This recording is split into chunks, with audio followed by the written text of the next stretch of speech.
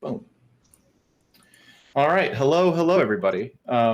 We are currently missing 2 members of the panel, but we will not let that stop us from beginning. Thank you all so much for being here. Thank everyone who's currently here in the audience. I really appreciate everyone coming out for what is going to be an excellent conversation on gender roles for men and women for this conversation. Some people have asked me beforehand whether we're going to cover trans and non-binary issues. I didn't want to squeeze it in to a 2.5-hour segment, so I'm actually going to do a full comprehensive trans and non-binary issues panel next Saturday. So if you're worried that we're not covering that, I promise we will get to that next week with a different host of panelists that will be more representative of the trans, the non-binary, and the LGBTQ plus community in general. So have no fear, no worries for any of that. And we are currently, I'm just filling space because we are missing 2 of our illustrious panelists, and I don't know where they are. So I know. Joe, can you message Eris, see where she's at? Yeah, sure. Thank you. Fashionably late. Fashionably late. So true. Holy shit. Fuck. Hi, Destiny. Hi, DGG. Thank you all so much for the raid. This is absolutely bonkers. Hello. You're all awesome. You're all poggers. Thank you all for coming in for the start of this panel. I'm really excited. This is the biggest raid I've ever got in my life. And Destiny, you know this, but I'm a huge fan. So this is super cool. Thank you so much. And DGG people, I hope you stick around. We have a packed 2.5-hour gender issues extravaganza waiting for all of you. So thank you all so much for coming and hanging out with us tonight. I'm really excited. If you don't know me, I'm Hans, and we'll while we're waiting for our last 2 panelists to come in, we will introduce the panelists that we have. So we're going to start with the Silly Serious, and then Dr. Carlin, and then Shark, and then Merrick. So Silly, tell us about yourself really quick. Introduce yourself, what you do, what do you, any qualifications you have for this, and just go ahead.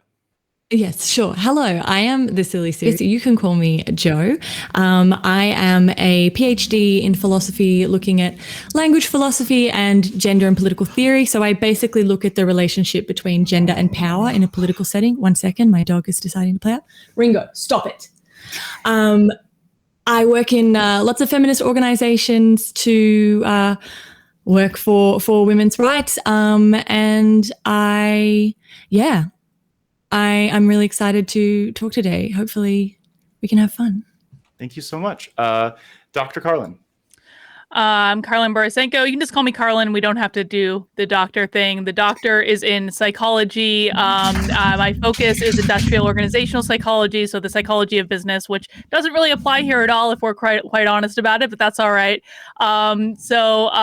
No, I mean, I was a former Democrat of 20 years. I'm not a conservative. I'm not on the right. I was a Republican for about 15 minutes. We had a one-night stand, and then I decided they were horribly awful as well. So I don't know what perspective I'm bringing to this at all. I don't really even talk about gender issues, but hey, we're going to give it a go. Thank you so much for being here with us. I really appreciate it. All right. The lone male panelist tonight holding down the fort for the dudes. Shark, how you doing, buddy? Hey, I'm doing pretty well. Oh, can you hear me? We can't hear him. Oh, no. Oh, here we go. Still can't hear him. Oh, shit. Oh, no. I believe in you, Shark. We're gonna go to Merrick while you fix that. Merrick! Howdy. Hey, so I am Merrick DeVille. I am a sex worker. I am a feminist. I'm an intersectional feminist who looks at both women's and men's issues under patriarchy. You probably know me from Twitter, where everyone is mad at me every 15 minutes, and I may or may not be on my 3rd account. So yeah, things are going great over there, and I think that it's going to be really interesting, and hopefully it'll be a little bit spicy, but it seems like we might actually all get along for the most part, so I'm very excited to be here. Thank you, Hans. Thank you so much for being here with us. And then Shark, let's see if we fixed it. Can you hear me at all? Still no. Can anyone else hear him? You can't hear me right now? Oh, there we go. There we go. Don't touch anything. Yes. Don't touch. Okay. Yeah, I don't. Apparently my inputs are a little hecked up today. But what's going on? My name is Shark300. That's the word shark, the number 3, the letter O, and the word 0. I make political and commentary style videos. We play games and we have a bunch of fun memes. Right now I'm running a men's rights podcast with my friend Sansol, and I'm ready to talk about things that I have no clue about, because I've never seen a woman in my entire life. So I'm really excited to get started. Thank you so much, Shark. And then everyone, my name is Hans. I'm running this panel. I am leftism's strongest soldier. I am everyone's favorite, biggest, beefiest, burliest Pokemon master, himbo, and lefty political Twitch person. So thank you all so much for being here for my panel this evening. I'm really excited to have all of our guests here. We are currently missing 2, Aristocracy and Shu. I don't know where they are. If they're late, I'm looking at both of you. Very, very bad form, lefties. I'm watching you.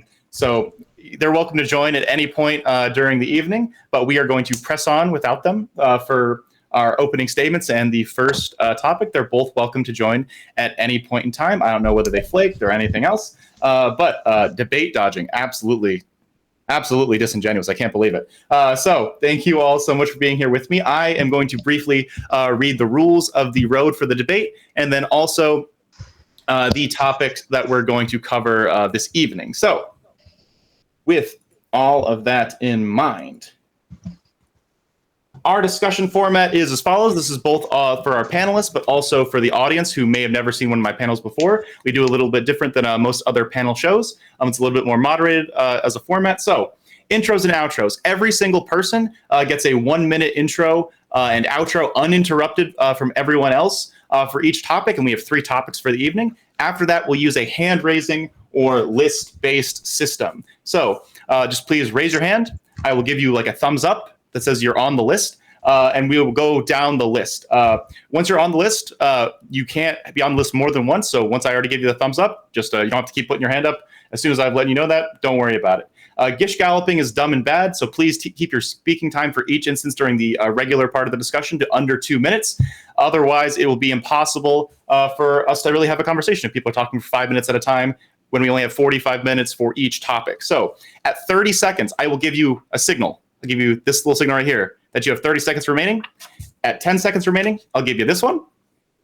And at 2 minutes, I'll tell you to finish your point. And if you keep going, I'll either scream at you to shut up, or I'll mute you, whatever I'm feeling at the time. So interruptions sometimes. Please do not interrupt someone explicitly while they're speaking, but if you have a quick question or a contention, say quick response at the end while I'm throwing it to the next person on the list.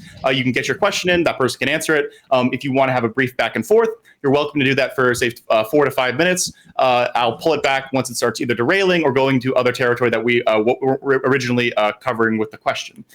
So if someone calls you out by name, if someone says, hey, Shark has a really dumb idea, right? Let's say Silly is being really mean to him, and she calls him out. It doesn't matter where he's on the list. He's immediately allowed to respond in full with 2 minutes on the clock, just to make sure that we don't dogpile anybody on the panel tonight. So I am only moderating, so despite the fact that I am a raging leftist, feel everyone have no fear, regardless of your political ideology. I'm not going to be using my moderation powers for anything other than making sure that this conversation is the best that it can be. Do all of our panelists understand the rules? Yes, sir. Yes. Can Hell you repeat yeah. them again, but really slowly? Oh, geez, Shark, please don't do this. They're in the Discord. Just read them. I completely believe in you. Wait, but like the numbers were backwards. I'm not sure if I'm going to be able to pick them up. Oh, all right. He's gonna be fine. I have every faith in Shark. All right, like really representing the men right now. I really appreciate it. We don't know what numbers are apparently. So, all right. Math is racist after all. Stop it. All right. So our topic for this week. We'll be looking at roles in gender inside modern society, focusing on the struggles or lack thereof, if you believe that, of both men and women, and how that is influenced by existing dynamics and the patriarchy. If you don't believe it exists, that's fine as well. More fun for the conversation. We'll be dividing this issue into 3 topics. for the purpose of conversation. One will be related to women's issues, one will be strictly related to men's issues, and then a final topic where we can be talking about how they interplay and go off each other.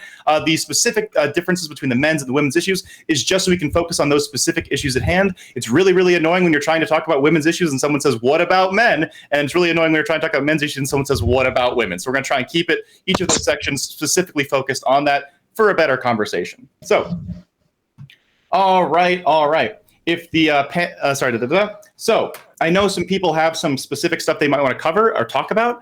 So completely ready to have all those conversations. You're welcome to talk about those in your opening statements.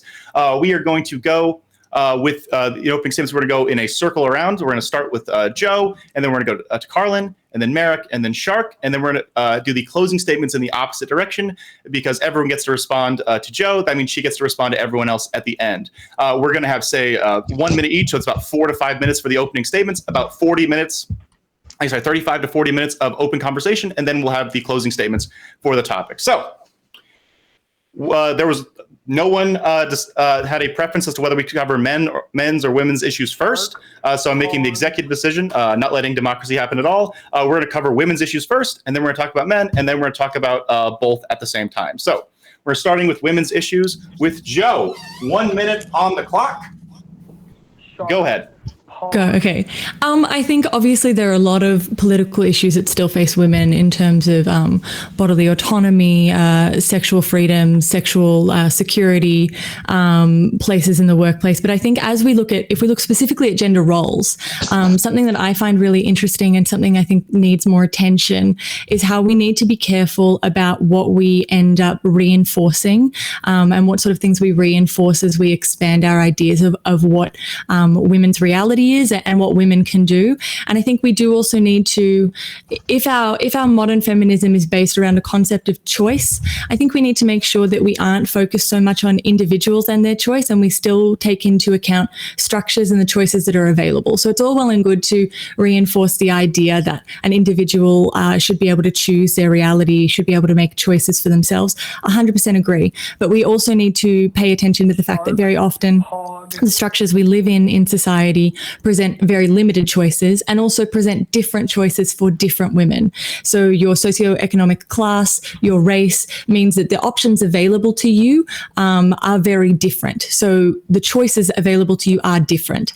And I would say also there is an element of femininity that can be sort of used to disguise things or obfuscate other issues. And I think that is something we should be aware of. How are things co-opted and used against us or used to justify things we would never support?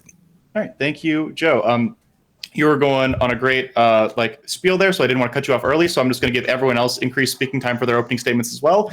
So we're moving it to 90 seconds for everyone. Don't worry, this almost always happens. It's just like tone matching, making sure you're not in trouble, I promise. All right, Carlin, 90 seconds on the clock. Go ahead with your opening statement.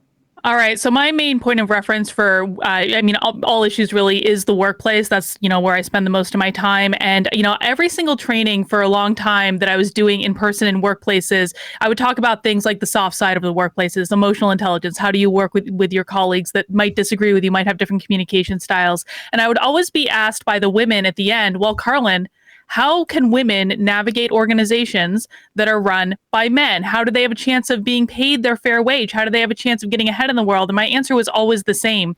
You have got to stop putting the idea in your head that your gender is responsible for the salary that you can command, for the position that you can attain. The minute that you stop looking at yourself as a woman in a man's world is the minute that you can start making choices that are going to allow you to make more money, do exactly what you want to do. I think the gender pay gap is a complete myth. I think that the patriarchy is a myth. I think that if women learned to empower themselves and learn how to negotiate, they would have a lot more options available to them. Insofar as things like bodily autonomy and choice, I am actually pro-choice. I take a raging amount of shit online for being pro-choice. But here's the thing, though. I think that women also have to take responsibility in this regard because, frankly, when I was coming up, because I think, older than everyone here, abortion should have been safe, legal, and rare. I was cool with that. Then the left went completely off the GD rails and started talking about late-term abortion and even after birth. So, people all have to take responsibility for what they're contributing. You have to find a moderate position. That's my position. Thank you, Carlin. All right.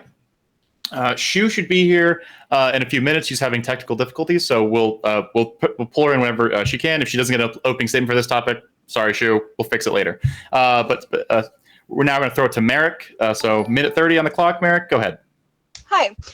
So I really liked the point that Joanna brought up about how, yes, there are individual choices that we fight for individuals, but we do also have to look at things in a systemic way. I think that was a really good point. Thank you for saying that. I would like to give a little bit of pushback on the idea that patriarchy is not real. I think that a lot of people understand patriarchy as it means that men run companies and men run the government, and women have legal equal rights now. There's no rights that women or that men have that women don't, and we have representation of women in corporations and in government. So therefore, patriarchy is not a thing. It's not real. And we also don't live in a society that has a very strict fathers run the households. So therefore, patriarchy does not exist. I would like to push back on this notion because I do believe that a broader understanding of patriarchy would be the societal norms and a series of attitudes that we put on everyone that enforce things like gender roles. And I think it's we can really clearly see that a lot of these things still exist. There's still a lot of myths around women's psychology and sexuality that come into play. And we can still see these toxic gender roles for men as well. So I would say that patriarchy is definitely a thing. It definitely exists, and it definitely affects all of us in a very negative way. All right, thank you, Merrick. All right, so now we're going to the last opening statement for this. It's going to be Shark. Everyone else, if you want to start being on the list to talk about different things, we have some contentions. So very excited about where that conversation is going to lead. So Shark, minute 30 in your opening statement. Everyone else is good to go. Start raising your hand to be on the list to start talking about anything that anyone else has discussed or anywhere you want to take this in this conversation. So Shark, go ahead. Sure. Sure. So yeah, I 100% believe the patriarchy is real. The way that our society, I feel like the way that that we engage with the world today, especially a lot of like Gen Z in my age group, we started to engage with a world that, for one, wasn't built for us, and a world that was built in a way that does not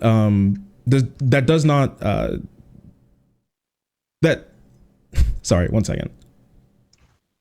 Okay. We're working in a world that isn't one that that fits our wants and our needs, and leaves a lot of people out left to dry, especially when it comes with gender roles. I know a lot of women want to act a certain way, but the way that they're either raised, or the way that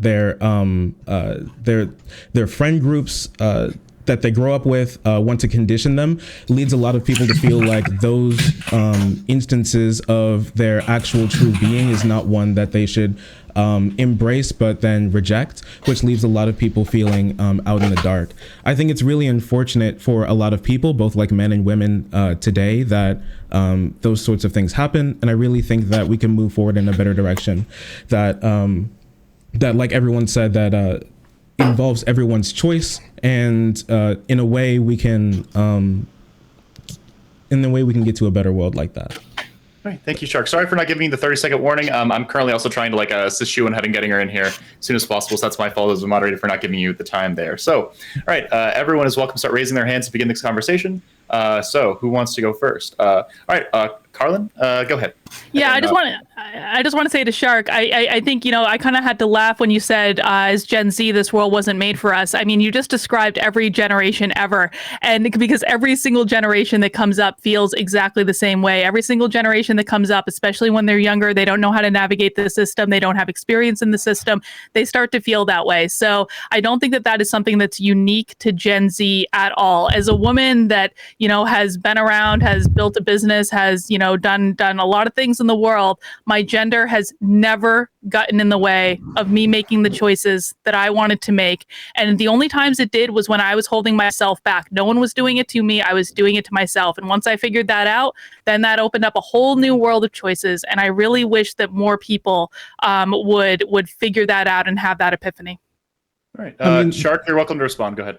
Sure, I mean, like, that's really cool if that's your story, but it's the same thing that I feel like a lot of other people say, where they're like, oh, you know, I don't feel like I'm privileged. I mean, cool, but when we're speaking about generalities and how a lot of people interact with the world that we see today, there's a big reason why millennials net wealth in the economy is far lower than other generations, even at their point in time in the economy.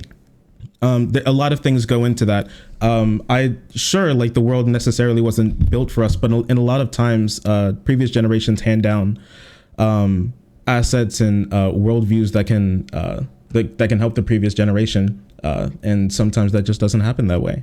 And we see a lot of strife going on in Gen Z and millennials that leads them to a lot of bad decisions or bad outcomes. My bad. You two are welcome to have continue the brief back and forth if Carlin wants to respond. And then Merrick, was your hand raised? I'm just making sure. Oh, okay. I mean, I again, I have to say, I am actually a millennial. I was one of the first years of millennials. And again, I think that a lot of millennials hold themselves back by limiting their choices because they listen to things like the patriarchy is real. Everyone's going to hold me back. My gender is going to hold me back from getting whatever job or whatever salary or whatever else I want. And then once they realize that that is just a story that exists in their head, they're able to make different choices. But everyone's got to make the choice to realize that. I understand that when you're younger and you don't have as much experience in the world, that choice seems harder. It seems like those choices are more limited. That is a very real lived experience. But what we should be teaching people is that those choices are not limited. You're limiting yourself. No one else is limiting you. Shark, a brief last word, and then we're going to throw it to Merrick and then Joe. Sure. Like the idea that, so I feel like this comes with a lot of essentialization with a lot of people who have things to say about patriarchy, is that, oh, like this, it has to hold every single person back in the same exact way. It's a big essentialization that doesn't really happen. Are there some people who can make it, who make it? Sure. There are women CEOs. There are lots of people like that. There are lots of people who go through the workforce and do all of these things, and it's great. It's amazing who can live their dreams. That's an amazing thing. But those people are exceptions, and those are not the rules a lot of the times. And it's great that some people can succeed in that way. But at the end of the day, there are lots of people who are held back in some instances of their life for their gender. That does actually happen. Now, is it like every single person in every aspect of their life, like they'll walk into Walmart and not be allowed to buy something? No. But the idea that the patriarchy doesn't exist because either you or someone that you know was able to succeed is just weird. All right, we're going to go to Merrick and then Joe. I assume they're going to disagree with Carlin. So I'm going to, if each of these comments are directed at Carlin, I'll make sure to give Carlin a space in between to be able to respond to each of those. So I don't want her to feel dogpiled in this scenario if it starts turning into, say, like a 3-on-1. So Merrick and then Joe. Merrick, go ahead. So it's actually called a survivorship bias when you say, well, I got out of whatever particular situation that was supposed to apply to me, therefore it doesn't actually exist. This is something that we see with race issues as well.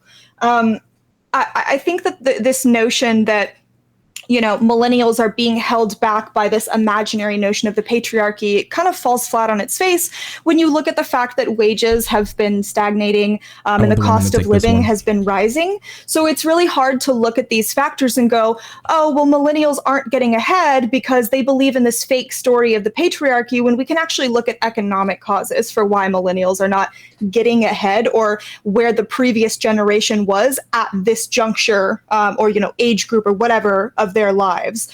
I think another thing is like I said, when we look at patriarchy, we have to look at this broader understanding of it. It's not just like, oh, women can't be CEO, we don't have girl boss. Like, that's not what the patriarchy is. It's a broader set, like I said, of ideas and thoughts and attitudes that persist and are, then projected onto people as of their biological limitations or their societal roles. And again, I don't think the vast majority of women who believe in the patriarchy are going, oh no, outside is patriarchy, so I'm just going to lay down and die now. Like, it doesn't work that way. And I don't think that, I think that this is something that we're aware of and that we combat, but at the same time, you also put your best foot forward and you try to make the best of all of the opportunities that are afforded to you. I don't think most people are just going, oh, well, I can't do it because there's patriarchy. That's just not very realistic. Carlin, you're welcome to respond, and I'll give you, say, about 3 minutes in time for a back and forth. Please just respect each other's speaking time, and then at the end of that, I'll pull it back and give it to Joe. So go ahead. The vast majority of men negotiate their salary when they are accepting a job. They're offered a job. They're offered a salary that goes with their job. They say, no, I don't want that salary. I want more than that. I want more money. I want more benefits, etc. The vast majority of men do that in any salary negotiation.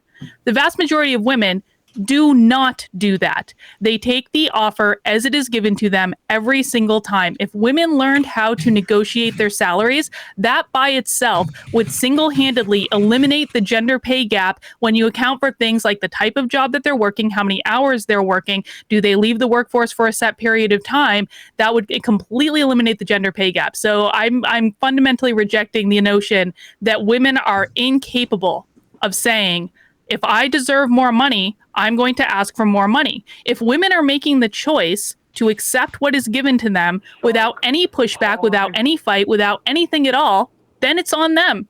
They made that choice. They could very easily make the opposite choice and negotiate their salary and make a whole lot more money. There's still 2 minutes on the clock for your back and forth. So you go ahead, Merrick.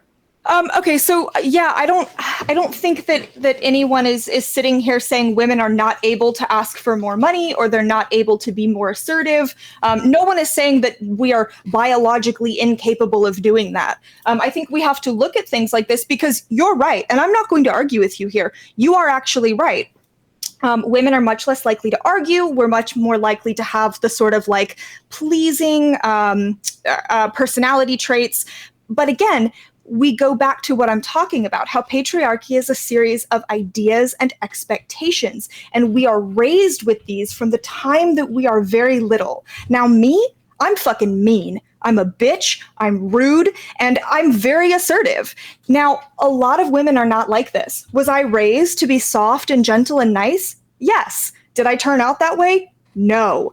But a lot of women do because of the ideas that are ingrained in them. So when you look at well, why aren't women asking for higher salaries? Why are they not arguing with their boss? Well, how were they raised? How were they socialized? Merrick, that in itself is part of patriarchy. One second. Shu will introduce you in just a moment. Thank you so much for joining us. Okay. Carlin, you're welcome to respond about 45 seconds, and then we'll let Shu introduce herself, and then we can throw it to Joe. Sure.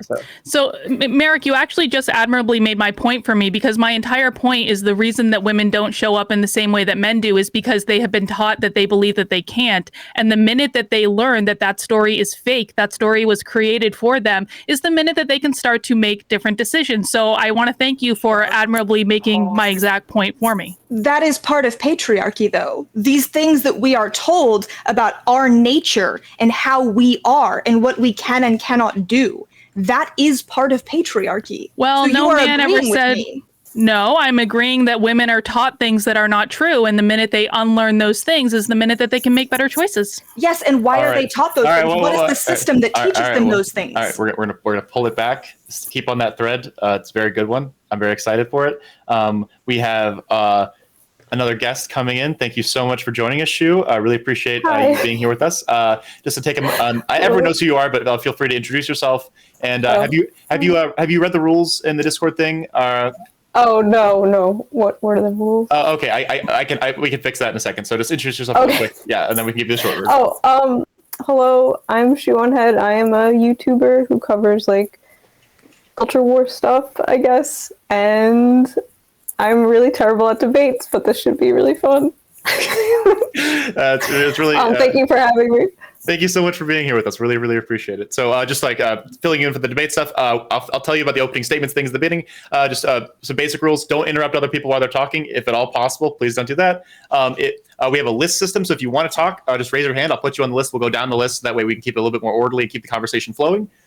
Keep your speaking time to less than 2 minutes at a time. At 30 seconds, I'll give you like the little 30-second sign, and then at 10 seconds I'll give you the 10-second sign, and then at 2 minutes I'll just tell you to finish up, and I'll start cutting people off at around 2 minutes, and that's kind of where we're at for this. So it's pretty basic. And then for the closing statements, it's something similar. If someone directly like ats you or says something about something you said, you're immediately welcome to respond. And then if you have a really big issue with something that someone else said and you want to get in and not wait 10 minutes like till your spot on the list, just say quick response while I'm throwing it to the next person on the list, and then you can have a brief back and forth of anywhere from say like 3 to 5 minutes. And if you're confused about any of that, just DM me and I can help you with that. Okay. Yeah. Okay, cool. Thanks. Yeah, no problem. All right, so the list right now is Joe and then Merrick. So Joe, go ahead. Okay, so wow, there's so much to talk about there, but I want to just attack what you guys were just talking about. Firstly, there is a lot of evidence that shows that when women do ask for raises, they are not given the same treatment as men. And this is because of a phenomenon called the double bind, where women are expected to perform their role not only as a woman, but as a leader. So, and unfortunately, the qualities required for these two things clash. So while you are rewarded in the workplace for being aggressive and agentic, you are punished as a woman for those things because they're not seen as traditionally female qualities. And this isn't about teaching individual women not to believe certain things about what it means to be a woman. It's about society writ large and what those expectations are of women. And you can't change that simply by telling an individual woman, you don't have to be soft and gentle. You should fight for yourself, because ultimately what will happen is that women will probably be punished for that. Now, there is a metadata analysis that will show you the pay gap does exist. I'm not going to go into it because I'm not a labor economist, but it very much does exist. I would agree with you, though, that there are certain aspects of modern feminism which very much locates the problem in individual women, where they view that the necessary problem is themselves and not the structures they exist in. And ultimately, I think there is some responsibility on individual women to stop locating issues in themselves and saying, well, you don't understand what it is to be a woman in this world. I don't think that's helpful either, but I do definitely think that that there are structures in play that are bigger than just like pull yourself up by your bootstraps. All right, thank you, Joe. We're going to throw it to Merrick now. Anyone else, if you want to jump in, feel free to start raising those hands. We have about 25 minutes left on the general discussion for this topic before we move to closers and then move to men's issues. So if you want to get in about something in particular, make sure you get in. All right, Merrick, go ahead. Sorry. It seems to me that Carolyn and I were kind of just talking past each other for a second there. I like that you acknowledge that we are taught something as women that is not true about ourselves, because I agree with you about that. I don't think that most women want to have this sort of victim mentality of, you know, we can't do what men can do, we are held back, or, not necessarily we're held back, but we can't do what men can do, and that it's like some sort of innate biological prescription, right? So what I am calling those things that we are taught, I believe, and I'm telling you, that that falls under patriarchy, right? Because this comes from a millennia of misogyny. I mean, women weren't even allowed to have bank accounts until like 1970, right?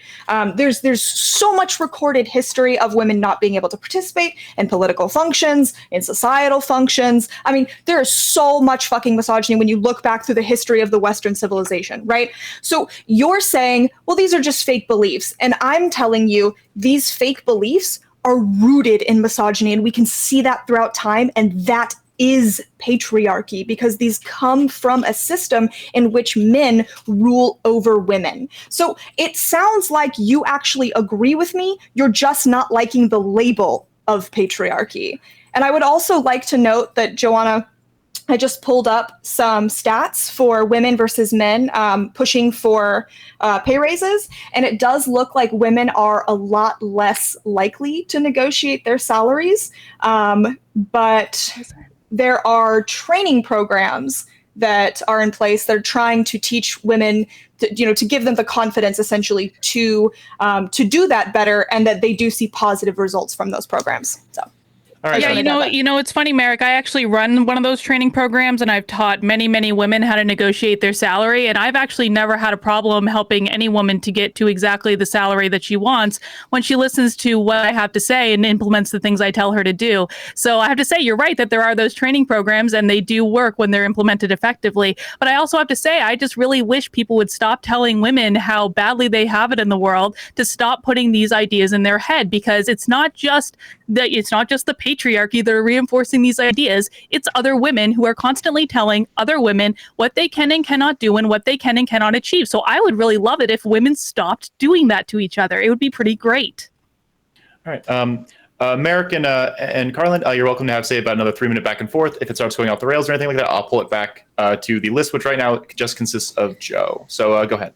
So I guess my question becomes, do you think that acknowledging historical truths and acknowledging widely held beliefs by the public at large qualifies as women telling other women that they can't do things? Yes, absolutely. See, I wrote this whole book right here on exactly this topic that we're talking about right now. And in this book, what I talk about is that you should absolutely not let past truths get in your way of going after what you want right now. Because although these things may have existed in the past, although they may have happened in the past, that does not mean they have any relevance to the situation that you are in right now. It doesn't prevent you from going and asking for more money. It doesn't prevent you from showing up in the workplace in a way that's going to lead to you earning more money. These are all true. So yes, I would agree that ignoring past truths when you're in the midst of a salary negotiation, when you're trying to get to the next level, is a perfectly valid thing to do. And not only that, but it's going to help you get what you want.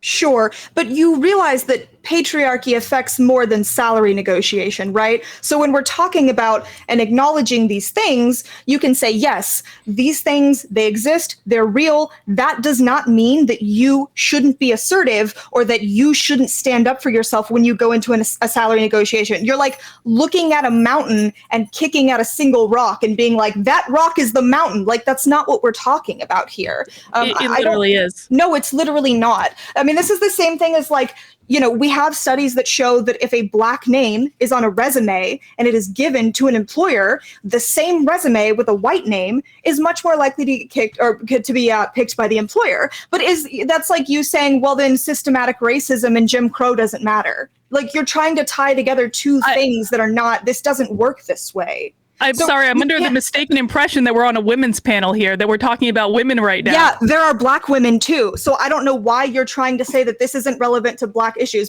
or relevant to women's issues. I'm making an analogy. Analogies are relevant and you can use them in conversations, okay? So what I'm telling you is that acknowledging the actual reality that we live in does not mean that we're telling women to like lay down and be steamrolled by people. So I don't know why you're trying to paint this picture.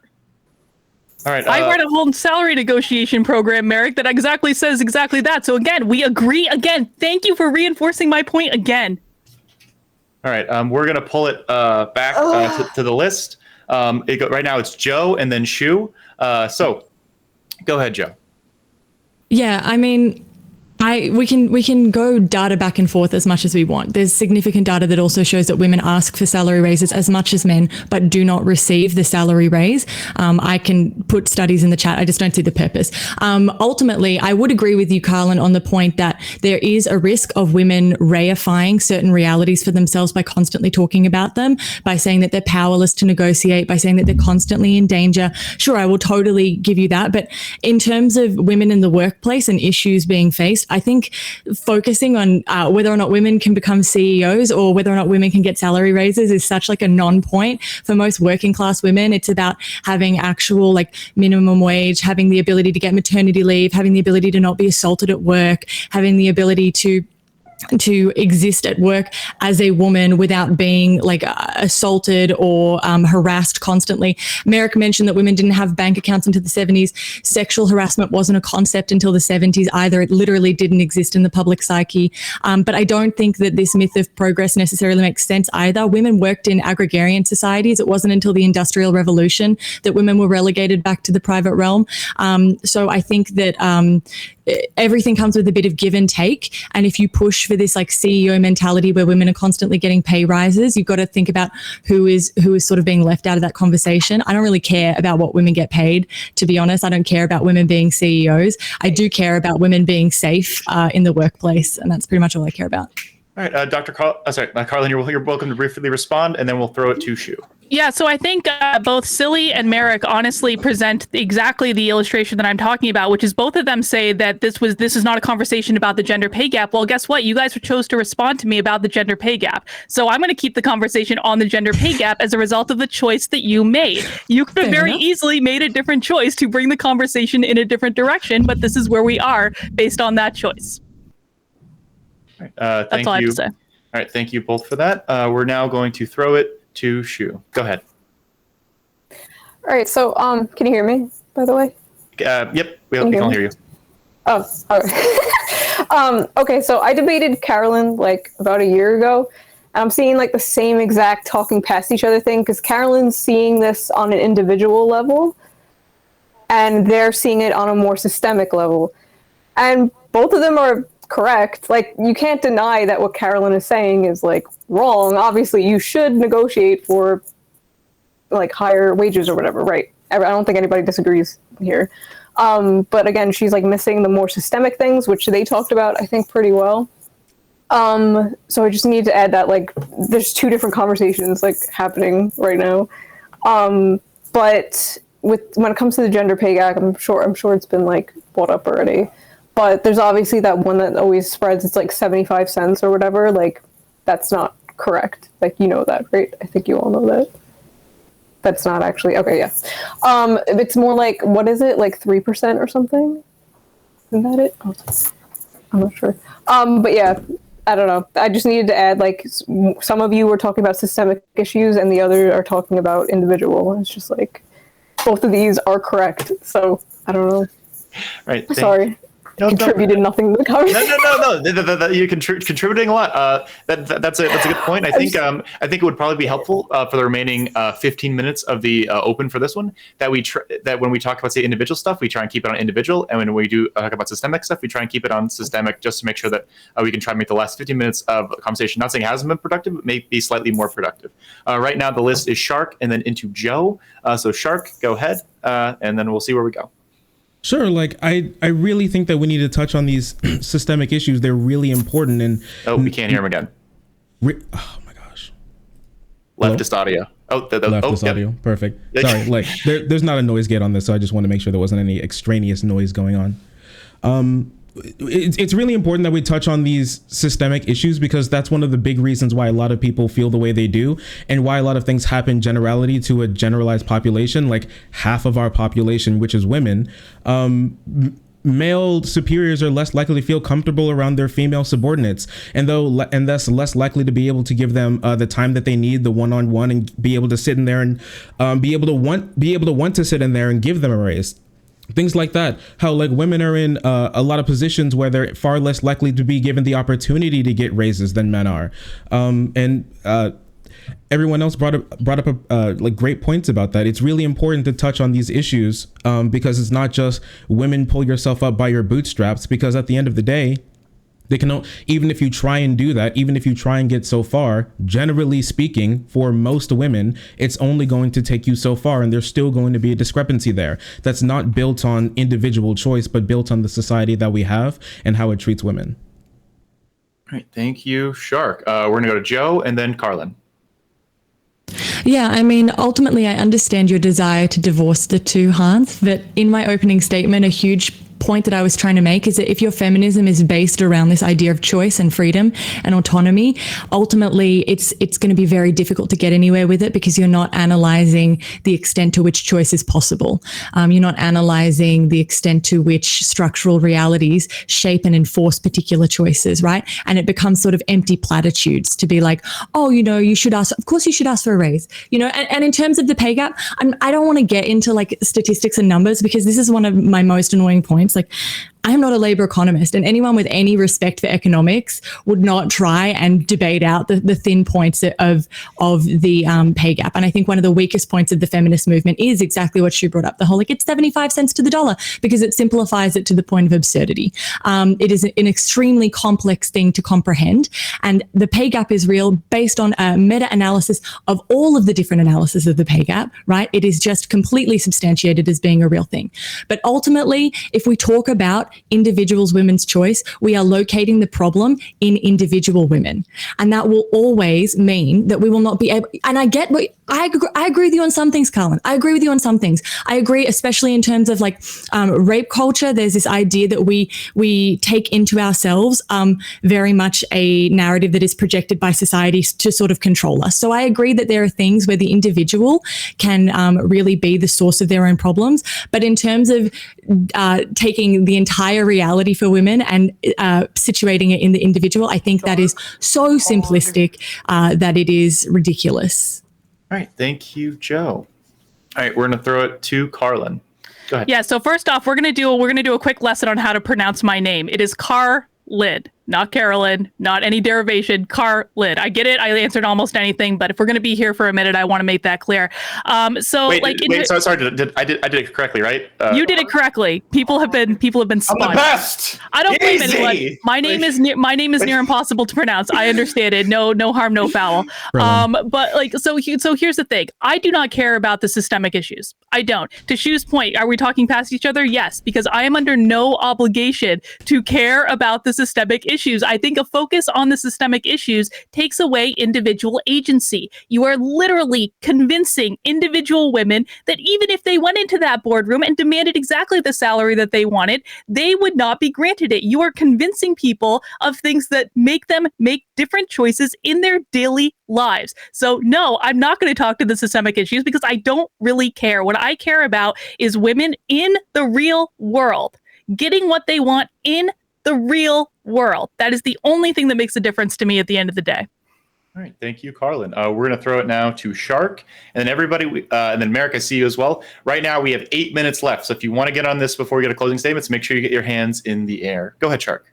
Sure. I mean, like at the end of the day, it sounds really good, and it sounds amazing to be like, man,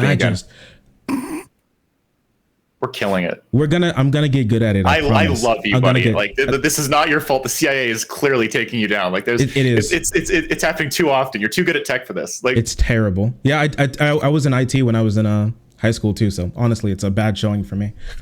At the end of the day, I mean, it sounds really cool and it sounds great to be like, man, I don't care about all that hippie shit, like systemic issues and problems in society. Just do good. Like at the end of the day, I mean, it sounds good, but at the end of the day, when you say I don't care about these systemic issues, you're saying I don't care about reality. The reality of the issue is that women will be treated worse for being women. Women will be held back in their society for being women. Does that mean that you need to be laid down and rot? No. Does that mean that you don't need to try? No. That means you need to try harder and you need to do better. Like every person who grows up out of from any axis of our intersectionality will be told this probably by their parents. Hey, there's gonna be some problems that you're going to be a part of that aren't your fault, and some things you can't do anything about. That just happens. I'm sorry, when you drive, sometimes you may be hit by a car, and sometimes you can't do anything about that. That's just reality of our situation, that women will be treated worse in this society because they are women.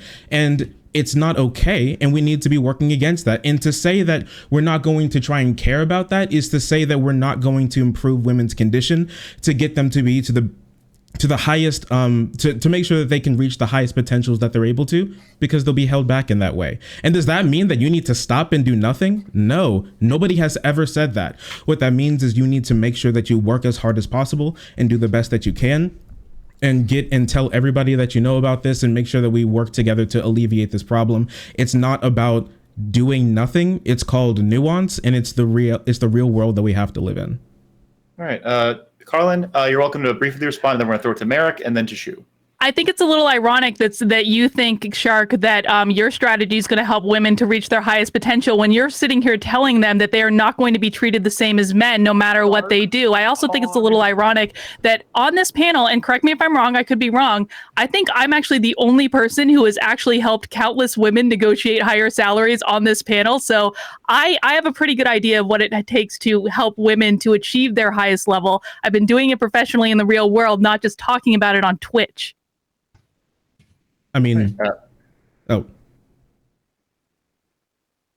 gonna move on to Merrick, and we are on Twitch. I can't make us not be on Twitch right now, but I will consider that in the future. Merrick, 2 minutes on the clock. Go ahead. Hey, so I guess, if we're talking about, again, this idea of I don't care about systemic issues because they don't affect women in the real world, I would like to push back on that because systemic issues for women go beyond the workplace. I live in Texas, so I don't know if anyone else on this panel lives in Texas.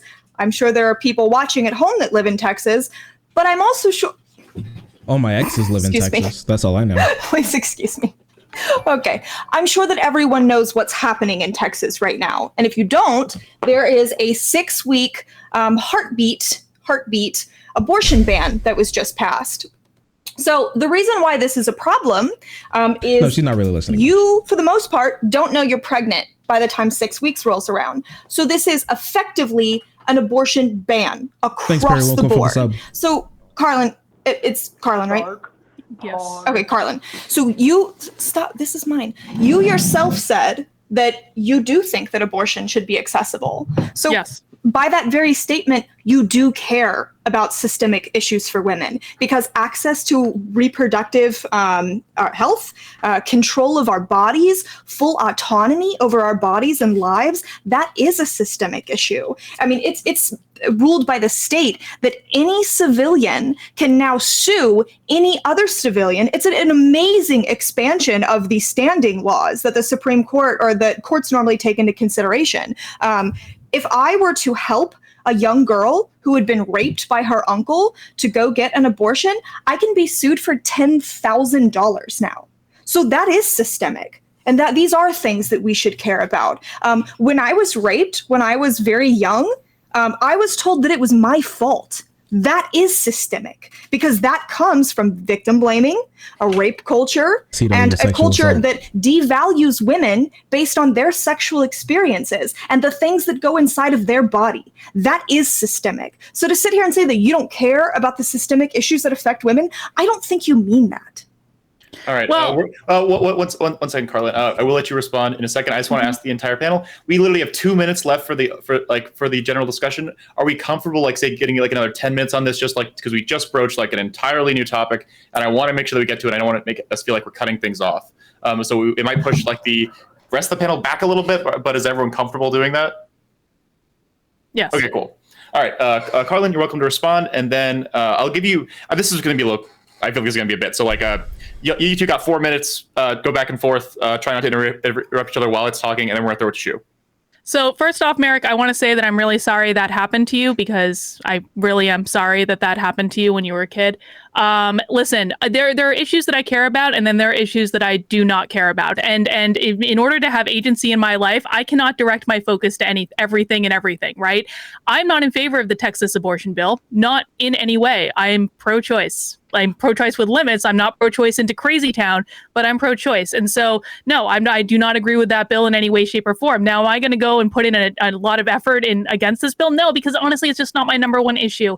And in order to have individual agency, we need to be allowed what things we care about and what things we do not care about. Just because you care about an issue does not mean that I care about an issue. And if you want to try to force me to care about the issues in the way that you care about them, well, you can try to convince me in a debate. But you can't tell me that I'm obligated to care about something just because you do.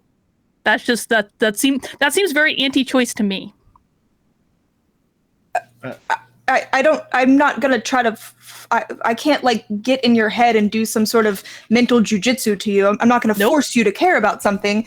Right. Psychonauts. It just She's gonna hop in. seems a little odd, I guess, because We're on a panel to discuss those things. So. Right. I was on a panel to discuss gender issues. I've been discussing gender issues. These are abortion is a gender issue. Yes, but I'm not obligated to care about gender issues in the same way that you are. As I've Then said, why are I've you on a helped panel about gender issues? Because I was asked to be on the panel, and I thought, what else am I going to do? It's a Saturday night. I'm a married old woman. I live with my husband. There's nothing else to do, man. So no, I'll come and talk about it in the way that I care about it, but I am under no obligation to care about it in the way that you do.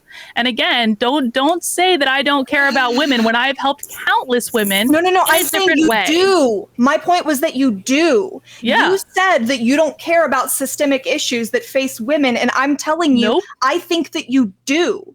Because rape culture is a systemic issue that faces women. I think you care about that, right? I can hold a position on the Texas bill, which is that I think it's bullshit.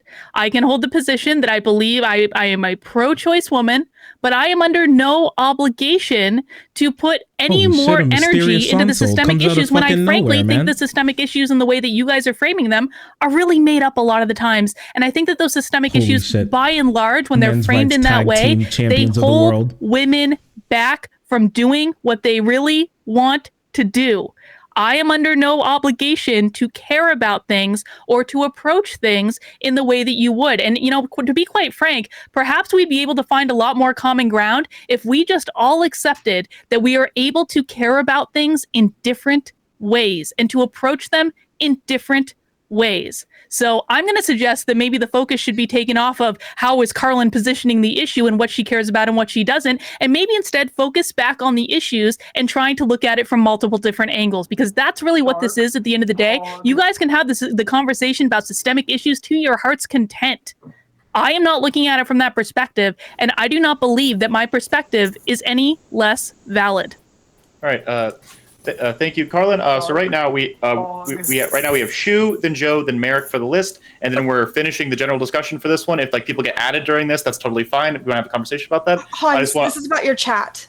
What's up? There's someone in your chat saying that I'm a sex worker, so the person who raped me when I was 13 got a freebie, and that I'm mad about that. Can you get them out? Yeah. Which one is that? Yeah, it's Saint Parmy Lee. Mods, who the fuck are you? Yeah, he's been doing a bunch of just saying how I wanted it. I'm just mad I didn't get paid or something. All right, yeah. Ew, what the fuck? What the fuck? Yeah, that's ridiculous. I literally. Okay, 1 second. Cacophony, I'm modding you. Kill him. Send him to the shadow realm. So I would. River, 1 second. River, I'm modding you as well. Like, if someone says something like horrible like that to any of our guests, just fucking yeet them, please. Like, guys, this is why I got you more of you modded. I'm sorry, really sorry, Merrick. Again, I'm normally a smaller channel, and we have 1,000 people watching right now. I'm not normally used to this size. I'm scared to get canceled again. He doesn't want to get canceled again. Can I bring up real quickly that because people are saying that the only reason I brought that up was to win an argument, or that I was pulling it out as some sort of poor me trump card. Your chat is full of disgusting shit right now. But the reason why I brought that up was because I wanted to make a broader point about rape culture and rape apologetics and how that is a systemic issue. So thank you for making that point for me, chatters. That's the only reason why I brought that up. I just wanted to make that clear. All right, thank you. And I just modded 5 more of my regulars, so hopefully we can keep things a little bit more normal. Thank you. We'll give them a proper introduction for the topic, for the closing statement. So I'll let him introduce himself then. But Sansol, thank you so much for joining us and stepping in. I don't know where Eris is at, but I really appreciate you coming in as the tag team for the men's issues that we'll be talking about in about 10 minutes. So thank you so much for joining us. Really, really appreciate you coming on. All right, so we're going to go to Shu, then Joe, and then Merrick, and then we're going to closing statements. So anyone else, if you want to talk about this, really sorry. We don't have enough time for women today, so we're going to go to the men. No, just really, really quick. So Carlin, sorry, I don't know why that always comes out of my mouth. Come on, Shu, work it out. I know. So Carolyn has my mindset of what I had years ago, where it's just I'm a woman and I don't experience any of this systemic shit. I remember my first video, I said, I'm a woman, I can walk, I can do it all by myself. That, the bootstraps, libertarian sort of mindset. When you're I came from fucking middle class, suburbia. It's also really fucking classist when you're just like, oh, nothing matters to me, blah blah blah. And it's just like, okay, well, you're an author and you write books and you're really successful, whatever. Like, what about the people way poorer than us, like the women who like have issues and stuff like that? And it's just like that in general is just such a weird like attitude to have when looking back at it. It's just like, oh, I don't care about these issues, so I don't like care. Focus on yourself. Like systemic issues, like women voting was a systemic issue. Like, it matters, like these systemic things. Abortion is a systemic issue. You said you care about that. And I think just saying like, oh, I don't care about these gender things, and it's weird because you're on a panel to discuss them. So like, I don't but yeah, like I had the same exact mindset. And so I get where you're coming from, but sometimes it's just like good to care about like the country and stuff and people in it and the world. All right. That's just all I have to add. Thanks, Shu. Carlin, you're welcome to briefly respond. Yeah. And I would ask, this isn't specifically directed at you, but this is for everybody. Please try and engage with the comments that people said. Like, again, like if you personally don't like it, if you can just entertain it for the purpose of conversation, it would probably make it flow a little bit more smoothly.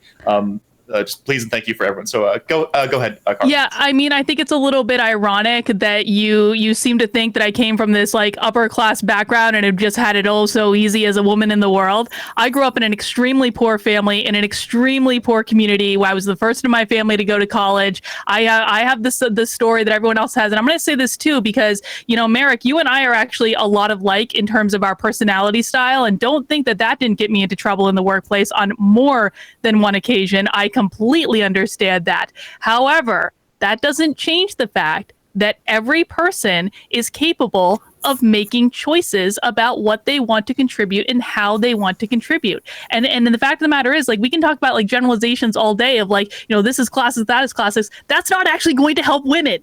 It's not going to help women. It is not going to help anyone. We could have debates about papers and research and all this stuff. It is not actually going to help women when you are constantly telling them all of the obstacles they have against themselves. And I'll cite some research of my own. I'll cite Michelle Gielan from the University of Pennsylvania, who found out that a success mindset was one of the key drivers of anyone of any gender achieving whatever they wanted in their career. And that was believing that success is possible. If we teach women that success is not possible purely because of their gender, which is not something that they can change, then we are setting them up for failure. I don't like setting women up for failure, so I choose not to do that. All right. Thank you, Carlin. We're going to throw it to Joe, and then finishing with Merrick, and then we're going to go into the closing statements. Go ahead, Joe. Yeah, I mean, I really want to say I think you're completely right. We can approach issues from multiple dimensions. I think the power in a strong women's movement is having different perspectives, particularly political perspectives. I definitely support that. I do think that personal agency and personal responsibility and structural reality are not incongruent to the point that they are mutually exclusive. I think that you can talk about personal choice and agency and still acknowledge that sometimes choices are limited or sometimes choices exist in different ways because of just different realities. And I think Shu made a really great point as well in terms of like the choices we look at for a particular subset of women. Like if you look at the global South and how many women are working in those areas, they're not negotiating pay rises. That's not at the front of their mind. They have significant realities in the workplace that go beyond the idea of personal choice.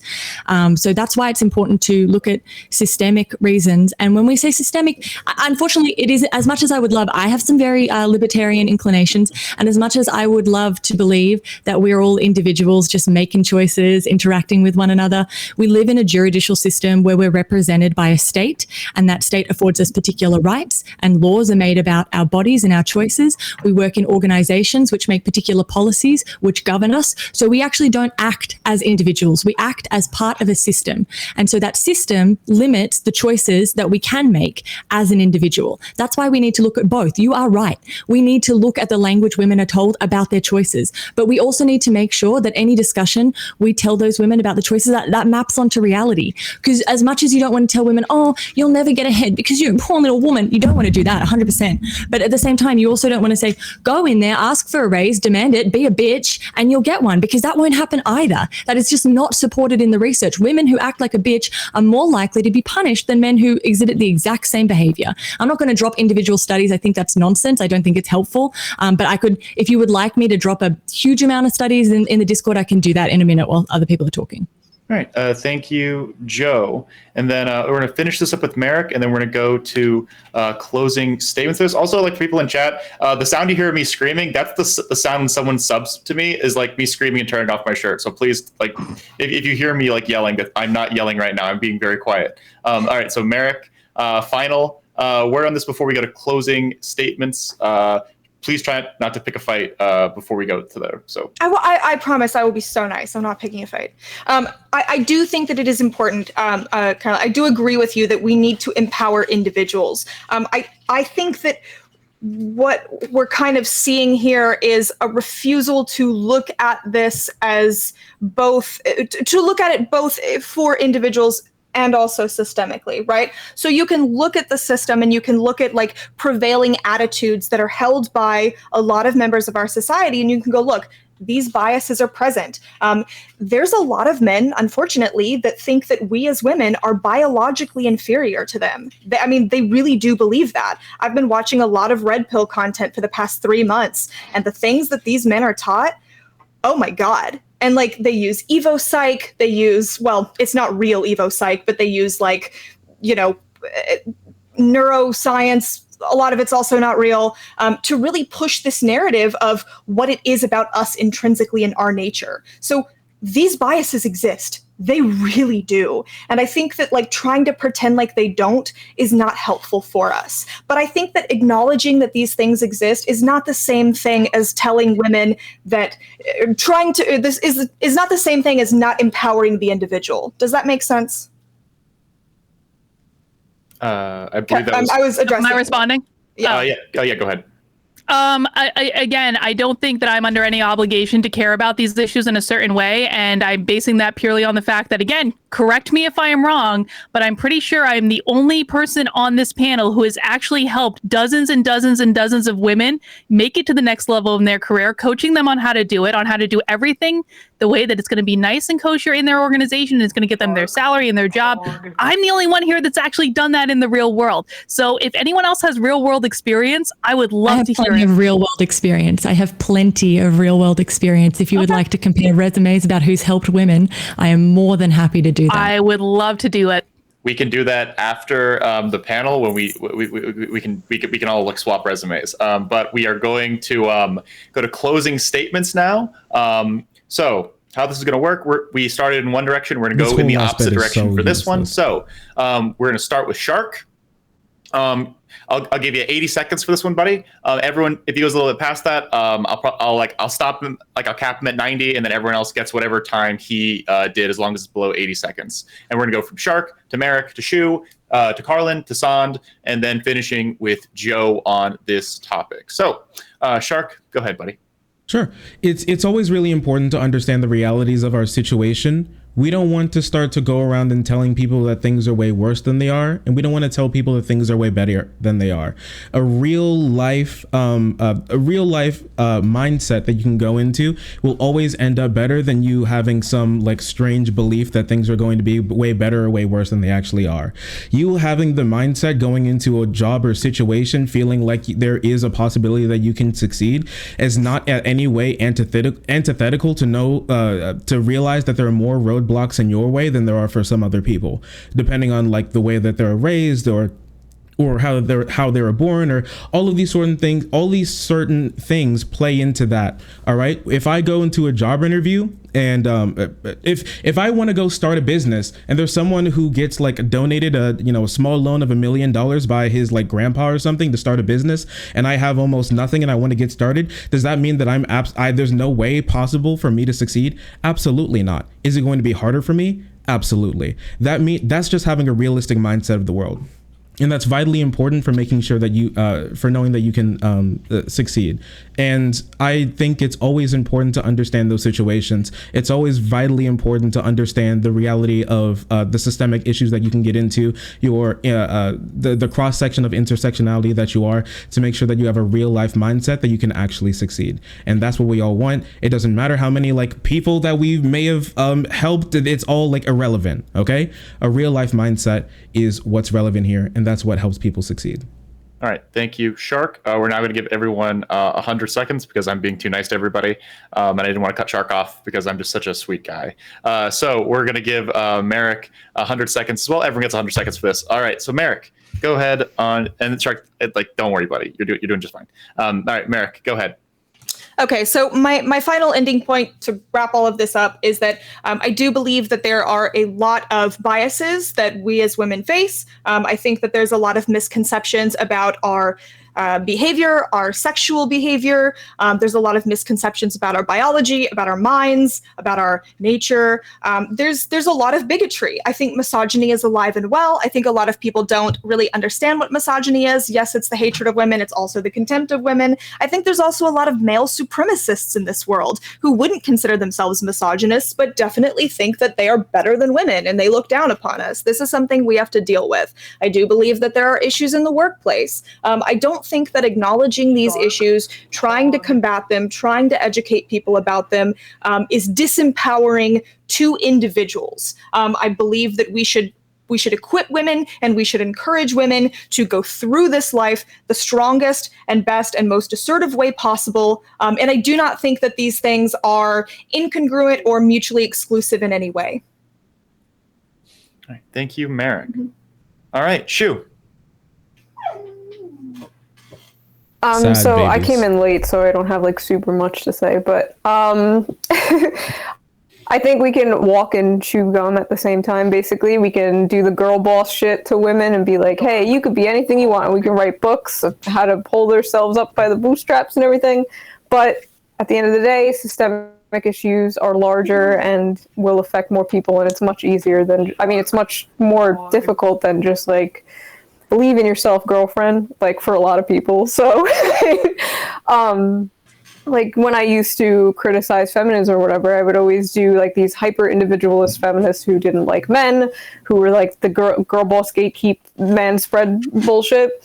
Like none of that was systemic. It was like just really stupid. So yeah, like I don't know. That's all I have to say is just like, yeah, there are definitely women's issues, just as there are men's issues, just as there are issues that overlap both. And you should care about systemic issues. Yeah, the end. Bye. All right, thank you, Shu. All right, Beautiful. 100 seconds on the clock. Go ahead, Carlin. Yeah, so I think it's interesting that she just said that it's not as easy as believe in yourself, girlfriend. And she's right. It's actually not that easy because believing in yourself is the hardest thing that anyone of any gender will ever do. We are taught, whether you are man, woman, black, white, whatever, we are taught from the time we are little kids to put obstacles in our own way, to not believe in ourselves, to see all the flaws we have in ourselves. So if you can get to a point where you actually believe in yourself, which probably takes years of hard work and undoing all the horrible things that your parents and society have ever taught you, and yes, you're going to say those are systemic issues, Carlin, well, whatever. It's true of men and women. It's not exclusive to one specific gender. It's Believing in against TOS yourself to is joke the about most suicide, important right? part of your success in this lifetime, and the choices that you make every single day, regardless of whether you are a man or a woman, will ultimately lead to your success or failure. If you constantly have people telling you all of the things you cannot do simply because of how you were born, you are much less likely to be successful in life. And so, no, I do not want women focusing on any of the systemic issues that have been brought up so far, because I want women to be successful in life. And I do not want them putting obstacle after obstacle after obstacle in their own way. All right. Thank you, Carlin. All right. Sansol says he doesn't even know what the topic is, so I'm gonna take the Sigma grind set and just skip him. We're gonna finish. Well, I can. No, Say sorry. I can't hear him. Chat. Something's happening. I can't. Like Sansol, say something. All right. Go ahead, Joe. Yeah, I agree. We should want women believing in themselves. I certainly feel very lucky to believe in myself. And I think that definitely has helped me a lot in my professional career. I see women and insecurity and men insecurity as a huge issue. I think everyone should believe in themselves. I think that goes beyond women's rights, to be honest. I just think that's a nice life lesson. In terms of problems when it comes to systemic issues, I think we also need to work to extend them beyond just the liberal feminist workplace where everything is reduced down to not just an individual problem of self-belief, but an interpersonal problem where someone is punishing me because they don't like me because I am a woman. That is not systemic still. That is interpersonal. That is still a belief that you are an independent, individual, atomized agent working in the world and that someone is discriminating against you individually. When we look at women's rights and systemic issues in the workplace, I think we should be looking particularly at what group of women who makes up most of women when we look at the workplace. And I'm telling you, it's not the middle management class aiming to get into that upper echelon of the workforce. The most women in the workplace are women who are doing slave labor pretty much. And I think we should probably consider them and the experiences they have and the lack of rights and protection they have. Just quickly, lots of women who work in trades, for instance, I know in Australia, there are women who drive trains and at every stop there aren't even women's toilets. So we're talking about basic rights that women need to just be respected as existing in workplaces and have their humanity acknowledged, not so much about how much they get paid. All right. Thank you, Joe. All right, everybody. Thank you all so much. I think that was an excellent conversation on the first topic. So now we're going to take a brief 4-minute break. If you need to use the bathroom, you need to get a drink of water, feel free to run away for a little bit, get that stuff done. We will meet back here at 9:20 to begin topic 2, which is going to be all about men. We gave femoids, 80 minutes. We should give men that plus 3%. But so we're going to that was a joke. No, you're right. It was a good joke. You're right. Stick by your guns. It was a good joke. All right, I'll be right back. I need to get my shake and I'm gonna grab a beer because this is a lot for me. So I'll be right back. Everyone be good. Because the last time I walked away, someone said some really fucking weird ass racist shit, and I don't want that to happen again. I can be in charge, Hans. I am. You just silenced me. The least you can do is give me God powers right now. Okay, so everyone, Sansol is unofficially in charge right now, just to make himself feel better about being muted. All right, I'll be right back, everybody. Oh shit! Imagine putting a man in charge. Imagine having a panel. Yeah. Listen, it was just so everyone feels comfortable with what's normal. Men have been oppressed for too goddamn long, and now it's our turn to be in charge for once. You're gonna make me a misandrist. Stop.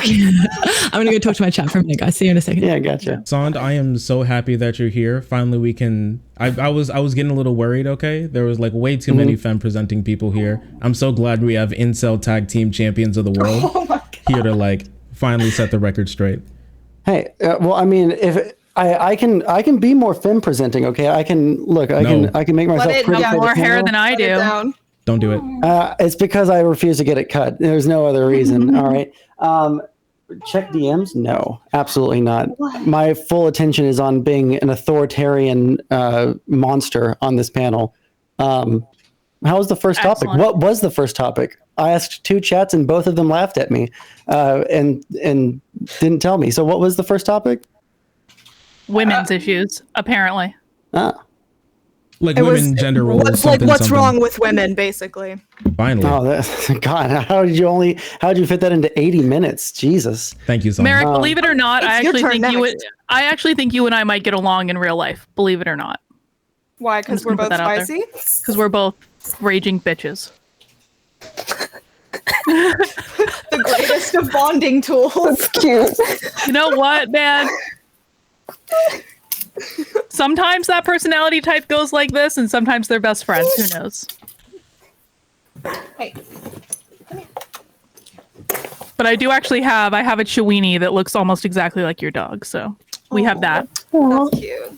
These are both full-bred dachshunds, and they're fucking insane, both of them. I used to have a little mini dachshund. Our antidote slides. I think they're minis as well, except for this one. Yeah, I can pull us up. Yeah. We're gonna. Yeah, he we're gonna lived to be like destroy the humans 17. with facts and logic. Finally. Oh yeah. Long time. It's actually time to feed you, isn't it? Hungry. Yes. Little bastard mine does the same Are you thing. hungry? Are you hungry? Well, Oh my if Hans is gonna get a beer, I'm gonna grab an alcoholic popsicle. Okay, thank because you. fuck it. Do it. Hello, chat. I'm reading you right now. Right.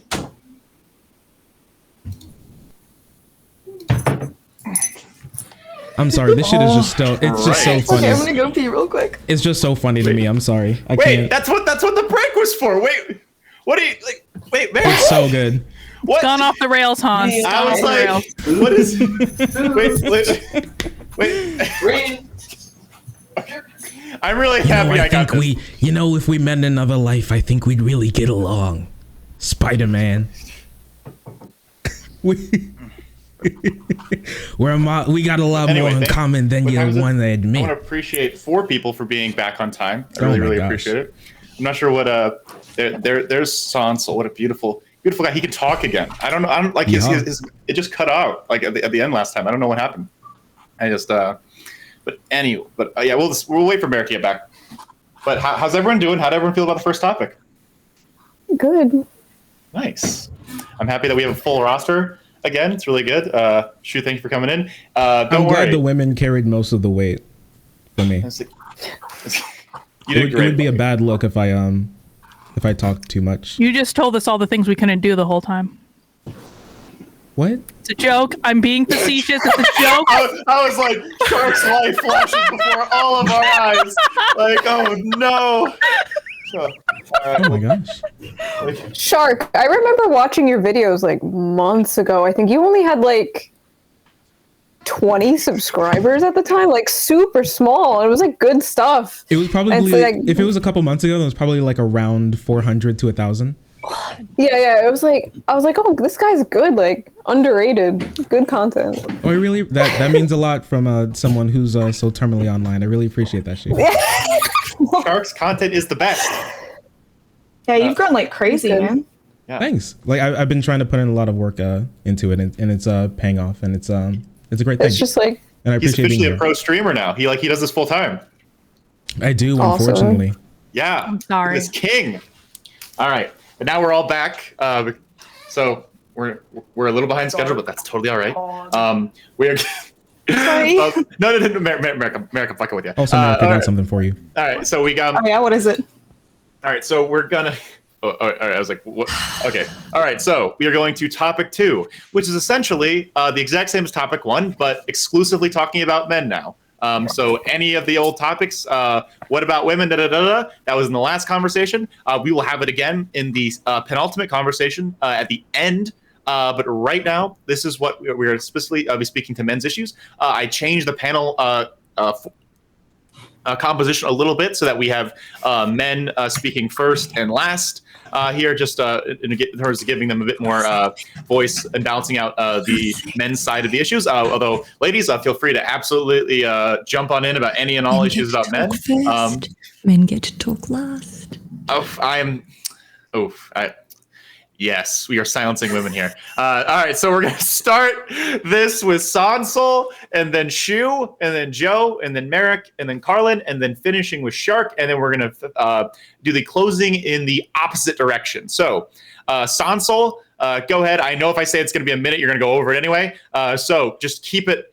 Yeah, I think we'll get that. keep- I can keep it pretty short, some, buddy. Keep it some flavor of like around 75 to 90 seconds. All right, I got it, yeah. completely believe in you. Go ahead. Yeah. So basically,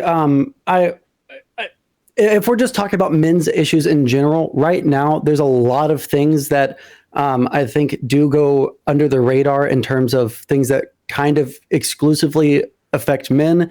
I think that men right now have a lot of issues finding not only romantic partners, but also just friends in general. And the way that men have traditionally found friends is a lot different than the way that women have found friends in the past, right? And they're incongruous with the way that the world works now. I think that men have a lot of issues with the way that the world works today, in regards to how they're supposed to act and how they're supposed to present out in public, right? And these sorts of things create cognitive dissonance where they're not sure if they're doing the right thing or the wrong thing. And because of that, they get very, very insecure. And because they're insecure, they recognize that they're supposed to be super confident as men. And this leads into this like horrible recursive, like fun loop in their mind where they, kind of beat up on themselves. So there's a lot of things that we can touch on, but like hopefully we talk about those things. Those are the most important things to me, at least. Right. Thank you, Sansel. All right. Excellent, Captain, at 80 seconds. So same for everybody else. Try and keep that as the baseline. So Shu, go ahead. Pog. Okay, hello. So I was a part of the men's rights stuff years ago, and they were mostly chill, but one of the most annoying things was like they focused too much on what the feminisms were doing. Well, so did I, so it's not their fault. And less about like actual issues that were affecting men, not all of them, but that was really annoying. And I wish there was more like spaces and like things for men to come together and like actually care about their issues without being mocked or laughed at or whatever. I know that there's a lot of footage of men like doing maybe like anti-circumcision stuff, and like there's always like women coming up to them like being assholes and whatever. There's a lot like feminist groups will like there's that classic when the fire alarm was pulled. I think you guys all know that. Shit like that is really sad. So I wish there was more like a bigger movement for men to do that. Like there is feminism. But one of the most interesting things that are affecting men today, I think that's not really talked about, but I've talked about it a little bit, is the fact that like men are dropping out of college like crazy right now. There are a lot of articles that are coming out about that. And what's funny is all of the articles are framed around the fact that it's going to affect women the most, because now women won't be able to find men who are making enough money. And it's really sad because like men are poor, women most affected basically. And when you have a society that told men forever that they're supposed to be the breadwinners, and men naturally, a lot of them like to provide, when the breadwinners can't get the bread, shit is going to go a little bad, and that suicide rate is definitely going to shoot up even more than it is now. So that's a very sad and interesting situation happening. Yeah. Thank you so much, Shu. All right. Joe. Yes. Okay. I think both Sonsol and Shu have made great points. I think for me, a huge thing when it comes to men and their roles in modern society is this weird rock and hard place we put them between, when we say, oh, men need to cry more, men need to be more emotional, men need to be more vulnerable. But anytime that they do show this kind of vulnerability or emotion, they're quickly policed on how they're allowed to show that. So any sort of excitement, anything that could be viewed as anger is viewed as toxic masculinity, and any sort of vulnerability is punished as well. So it's all well and good. We come back to this thing of individual versus structure. It's all well and good to say that men should be more emotional, but if they live in a climate where they're constantly punished for showing any kind of emotion, then I don't understand what the incentive would be to do that. Ultimately, we do have neoliberalism also creating a real marketization of relationships. So men who normally relied on their close female relationships to have some sort of vulnerability and emotional support, that's really been taken away from them. And so they're seeking community in places like the manosphere and the incel communities, which I don't sort of hate on at all, because I think we have this issue where men feel very unrepresented and unheard in modern society. Every conversation you hear, people will say, oh, you're a man, like what would you know? You can't have a point of view on this. And I think that ultimately that is what breeds this sort of anger and resentment, and that can manifest in violent ways. But I think the vulnerability needs to be attacked, not the surface level emotion. Thank you so much, Joe. All right, Merrick. Yeah, I actually think that these are really great. Everyone has said really great points. I recently had a really sort of eye-opening experience talking about the things that affect men. I had a viral tweet last week, I think it was last week, where I basically said, listen, your feminism, one of the easiest things that you can do is you can include compassion for the men in your life, your friends, your family members. You can allow them to have a safe space in you where you're not going to mock them for crying. If they come out to you as bisexual, if they come out to you as liking trans women, you're not going to call them a slur. You're not going to try to emasculate them. You're not going to make them feel bad, right? Because it was something I mentioned on the women's panel was that I've been watching a lot of this red pill content. And so this is a theme that comes up over and over and over and over again, is that men have to be alphas, right? And there's a very specific way that you can be, or you're categorized as like an alpha or beta or whatever. And there's these very toxic boxes that you get put in. And so much of it is tied to men's relationship with women and their relationship with sex. And instead of men's rights. The response to my post was, oh my God. It was horrifying. I had every woman and her mother tell me that I was a pick-me and a rape apologist, and that, doing any sort of more emotional labor for men is victim blaming. It was wild. So I would like to see, I think a lot of men's issues are that it's really even hard to talk about men's issues without it becoming a problem. Thank you so much, Merrick. And actually, credit to Merrick. She was the one that originally gave me the idea as to what to schedule this panel around, because I saw Merrick is a friend, so I saw what happened to her, and I was like, oh my God, this seems like a very reasonable take, and she's getting absolutely fucking obliterated. So I just wanted to make sure that I think this was I think this is a conversation that absolutely needs to be had, and I think having the separation will hopefully do some benefit in terms of helping men and helping women. So all right, with that in mind, again, I'm breaking my own rule. I'm not supposed to talk about any of this. So thank you, Merrick. We're gonna go to Carlin. Go ahead. All right, so I don't disagree with anything that anyone has said so far. I think we have a lot of alignment here. I think where I guess I would like to use my opening statement then, again, I'll bring it back to organizations just because that's the world I know. I actually, when the Me Too movement started, I was actually very much in favor of it because, frankly, there are a lot of issues with sexual harassment in the workplace that just had not gotten that were worked out. Now, I don't want to make this all about the Me Too movement because this is a panel about men, but what I will say is that though I thought that there were good developments during the Me Too movement in terms of how women are treated in organizations, I think it had a very detrimental effect on how men were treated in organizations. And I think, I started seeing a lot more men being the targets of false accusations of sexual harassment. If a woman didn't like what was going on her team, just throw out an accusation out there. He did something he shouldn't have at the office holiday party. Now, it is true that when women make accusations of sexual harassment and it is outsourced to an outside investigator in organizations, the women are almost always proved correct. But there is about 10% of the time where it is shown that the man is being falsely accused, anywhere between 2 and 10%, depending on what study you're looking at. I think we're seeing it more now. And I think that is really detrimental to men. I don't think that men should have to be afraid of going into the workplace and what might this woman do to me in the workplace. And I think it's really easy for organizations to just dismiss it, gloss over it, not do proper investigations. And I think that actually has a detrimental effect on both men and women. Right. Thank you, Carlin. I'm not quite sure if we can discuss that or if we want to save that for the men and women section immediately after this. But thank you very much for that. So we're going to finish the opening statements with Shark and then move into trying to respect all of your time, make sure we can get this. This is already going to go well over 2 hours. So again, I'm sorry if anyone else had any late night plans. I'm going to try and keep it capped under 3. So just trying to respect all of your time.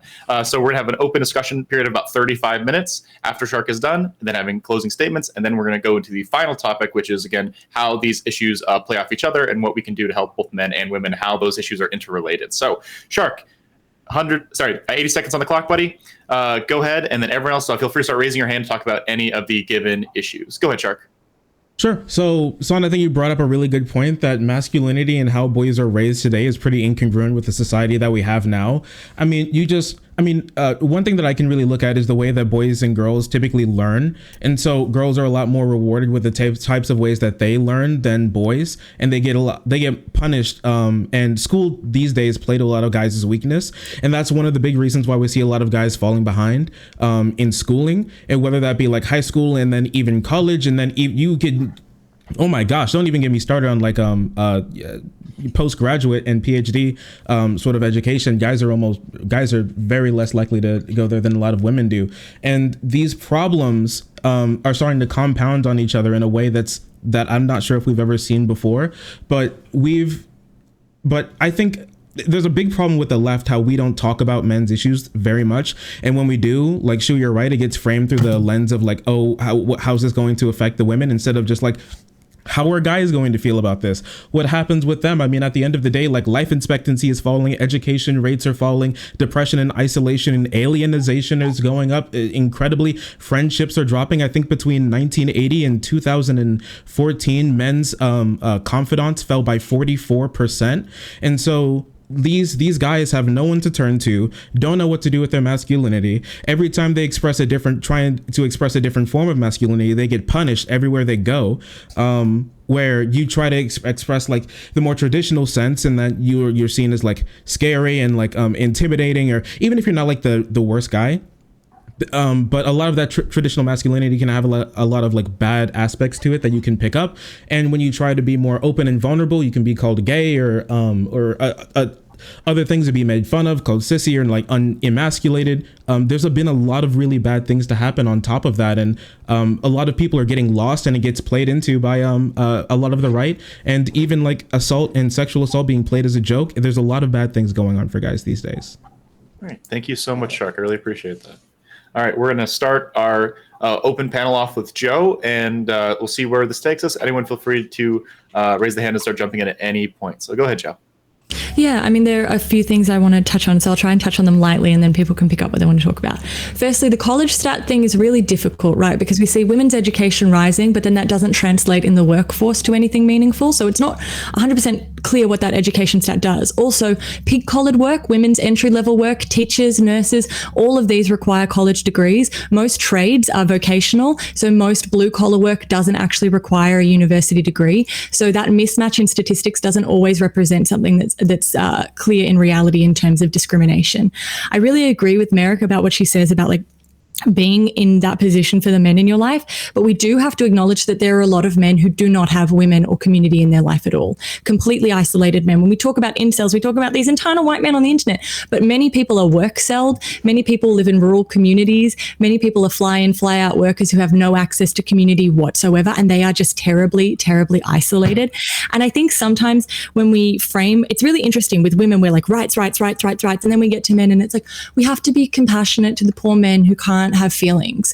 And it's kind of like, well, no, community is a political thing. Having a working community and not being isolated people that don't have a sense of relationship to one another, that's extremely political. And we can talk about that in political terms.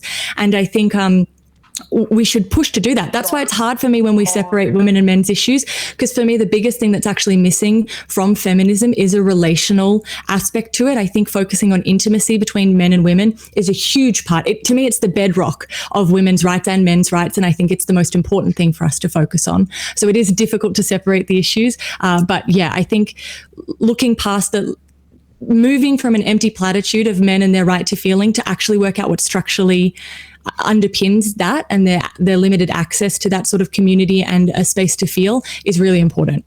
Right. Thank you so much, Joe. All right. And if you need to tangentially relate something, this is for Joe as well as for Carlin, who made similar statements about this, right? About how it's related to women's issues. As long as it's predominantly focused on the men's issues, I'm not going to snap at you for bringing up the word women about this issue. If it helps you speak about this specific issue, that's completely acceptable. So we're going to throw it to Merrick. Thank you. So I think that, men's rights, like the men's rights movement or men's issues need sort of a facelift, because when I first started I was like, okay, I want to learn about men's issues from a completely neutral point of view. I went and I tried to find men's rights advocates who talked about divorce, who talked about custody, who talked about legislation. And what I found was very angry men who were very angry at women. And that was really disheartening and really upsetting. I think that, the movement is very unhealthy right now, is what it seems to be. And you're right, Joe. Like, there is this sort of relational component, right? Men's and women's issues, they're intertwined. And I don't know that there's a way to separate them. There's so much overlap, basically, when we do start to get into these issues, because, yeah, men are lonely. Men are really, really lonely. And when you look at one of the number one causes of suicide, unfortunately, for men is that, especially after divorces, like if they lose their kids, they're really, really lonely. You're right. They don't have women in their lives. They don't have community. And Shark, you're right. You were talking about, what was it, like 44% was the drop in friendships for men? Yes. Yeah, that's insane. And so, I think this comes from not fostering male relationships as well. So, we can sit here and say, oh, these things are really bad. And I think that it's kind of on people like us who exist in lefty spaces to give men's issues a positive spin. So you're right. Like Shu said, it's not just like, oh, well, but look at what the feminism is doing. It needs to be about building men up instead of tearing women down. Thank you so much, Merrick. All right, we're going to throw it to Carlin. Yeah, I don't necessarily disagree with anything that's been said so far, but just listening to Merrick just then, I mean, the thing that was going through my mind is that, sometimes it's okay for women to take a step back and to let men be men and to let men do what they want to do, whether it be to go hang out with the guys on a Saturday night, whether it be to go have their little men's club where they go drink whiskey and watch football, or any of these things. Like, it's okay for women to kind of make the proactive choice to take themselves out of it. I think I'm the old one here, but I have a very successful relationship. I've been married for 10 years to a man. I'm not a lesbian, regardless of what people think. But I bring that up because I think that my marriage is successful because I let my husband do what he wants. I don't hold him back from anything. I don't sit him down and I say, honey, we're going to talk about our feelings and you can have a good cry. Like, if he wants to do that, that's perfectly fine. But I'm also I let him back and let him do what he wants. And I really think that that's part of one of the reasons that our relationship has been so successful. And I see a lot of women trying to force men into this image of what they want them to be. And I'm not speaking of anyone here on the panel. I'm just saying in general, I see a lot of women trying to force men to do a certain thing or be a certain way or express their feelings in a certain way or do this or do that, or, and I just think women just stop and let them be men. It's okay. Let them be who they are. All right. Thank you, Carlin. All right. We're going to throw it now to Sansel. Yeah. So I understand what you're saying, Carlin. The thing that I would respond to that with, I like the idea of let dudes be dudes. Let dudes be dudes. My thing is, yeah, let them go to their whiskey clubs and all that. The problem is that dudes need to find a way to find that group of friends first, right? It seems to me that most dudes nowadays, they're working a lot and they are online a lot, and those two things make it very hard to meet people in real life. Meeting people is a practiced skill, and if you don't know how to meet people in the first place, you're not going to be able to do it later on, right? It's like a compounding issue. I think that for women, there's a lot of different activities that they do that lead to them being in close proximity to other women so that they can make more friends. But for guys, most of the time that the ways that dudes make friends, it's they're on the same team in high school, right? Like they play football together, or they play this sport, or they go to this club, right? And after college, those activities are harder to find nowadays because a lot of those activities can be pushed to online, so if you had like a club where you did leatherworking with all your dude friends or carpentry, right? Well, now you have a forum where everyone can talk about that stuff, and then you go to your own personal woodworking shop, and like you never actually have that face-to-face contact. So that's the sort of thing that I would say is like we need to find ways for guys to be able to find those connections in the first place, so that then women could take the backseat and let them be themselves. But yeah, that's what I would say. I was in a leatherworking club. It was sick. I love my boys. Now we're gonna throw it to Joe and then to Shark, and this is really, really cool. Sorry, this is really wholesome. I really like talking about this sort of stuff. So go ahead, Joe. I think it's really interesting, Carlin's point, which I agree with. Intuitively, I agree we should let men be men, but I think a huge crisis for men today is like, what does that mean today? What does it mean to be a man in modern society? I think there's a real loss that men are feeling in terms of their role in society and being unsure how to be a man. I think that's really changed for them. And especially for all of us, we keep talking about like, loneliness, and I think men are bearing the brunt of it because of just how historically men have been sort of like emotionally disposable, right? Men are going to go and work and send money back to their family. Men are going to go to war and die. We have to be not attached to them because they're going to be disposed of, right? So I think there's a history of men relating to people differently, but now we live in a society where everyone is sort of a product with value. So what if you're found to be someone who's not valuable, right? It's easy to find community and connection when you have something to offer, but if you are the kind of man who is isolated and not wealthy or not good looking or not particularly talented, how do you find community? And I think we do hear a lot of anger from men. We do hear a lot of hatred of women from men, right? But this is normal. When people feel hopeless in a situation, they look for an explanation. They look for some sort of thing to explain their situation. And that for a lot of men is, well, women's rights, that's my problem. Women have got better, so now I've got worse. That's the explanation. In the same way that women go, well, men are all fucking misogynist and they're the problem. Like we look for these kind of simplistic explanations, but it's that sort of simplicity. Like when people tell incels to go to the gym, like it's actually not helpful. It's not helpful at all because it doesn't matter how hot they get. They're still going to be isolated. And it's fucking insulting when someone's suffering structurally like that to tell them that actually the reason that they're lonely and treated as worthless by society is because they're the problem. They're not trying hard enough. And I think we need to move out of that space and definitely think like, what does it mean to be a man and how do we foster those spaces for connection in modern society? So thank you so much, Joe. All right, we're going to throw it to Shark and then into Merrick. So go ahead, Shark. Yeah, so like the ways typically guys make relationships have been drying up a lot, especially like with COVID going on. A lot of guys, like researchers have shown that a lot of guys make a lot of relationships through going through shared experience. And so that shared time plus shared experience for a common goal is how a lot of guys typically make their friends. And since that's drying up, since you can't spend as much time with people, you're working, your dollar's going way not as far as it used to. It's hard for you to go out and do these sorts of things. So obviously a lot of guys have started to feel extremely isolated, and you're right. It does seem like a pretty normal phenomenon for you to just like look at these sorts of things and be like, it has to be something else. And I feel like a lot of people are giving them a lot of what I'm trying to figure out the word. A lot of they're essentializing the problem a lot. So it's either you're the entire problem, like a lot of the incels say, like you lay down and rot, like there's nothing wrong with you. You don't have that extra like centimeter of chin bone, so you'll never go anywhere. Or it's all the women. It's like the pussy whipped gynocentric society that's going to destroy everything and all of us. So I feel like talking to guys about like the problems, the things that they can fix and the things that they can't is way better. Just telling someone to go to the gym and be more confident isn't necessarily going to help that much.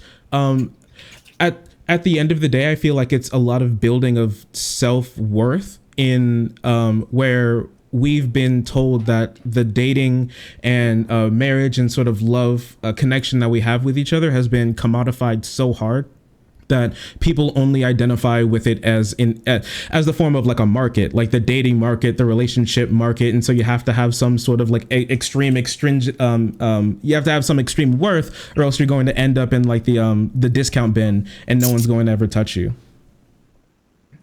Thank you so much for that, Shark. Sorry, this is hitting me. I have a lot of friends who suffer from like a lot of this sort of stuff. So, all right, we're gonna throw it now to Merrick. Go ahead. I really like, Joanna, I'll be that touching you on are men of talking color in a about second. structural problems affecting incels. I have the opinion that we should not necessarily be sympathetic black to barbershop incels because we are talking about opened a up. pretty rabid group of racist, misogynistic, extremists who have a lot of violent ideation. Like, let's make no mistake about that. It's a very extreme, very toxic community. But I do think that it's really important for us to look at the reasons why men are pushed into these really, really dark spaces. And I also think that it's really, really important to recognize the parallels between incels and the alt-right. And this is something that, I think that like a lot of violence and racism and misogyny really all kind of come together in this really toxic whirlpool. It's like Ivash talks about the Nazgul vortex, right? Well, it's kind of the same idea, right? Of the like violent incel, racist, just vortex. If you peruse incel boards, wow. And you just see this despair and this resentment that these men feel. And it's heart-wrenching. It really is. They're encouraging awful things and they're saying awful things, but they're also talking about their lives. And it hurts. It hurts to read some of these things. So I do think that this also comes back to this idea of disposability, right? Like these young men, they feel very lost. And so they turn to this really, really extreme, really dark place. And I do think that it's really important for us to understand that men are not like inherently dangerous. And that's why we have incels that end up in these places. But because there are structural forces and this idea of disposability that pushes men into these places. So thank you very much for talking about this in a more positive instead of just fuck incels kind of way.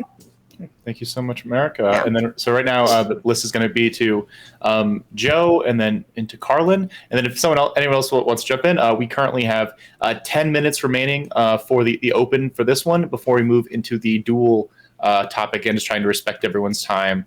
I'm not trying to shortchange men, but just making sure that we get this in under 3 hours. So I'm sure there's a lot of connected stuff that people are going to want to talk about. So go ahead, Joe.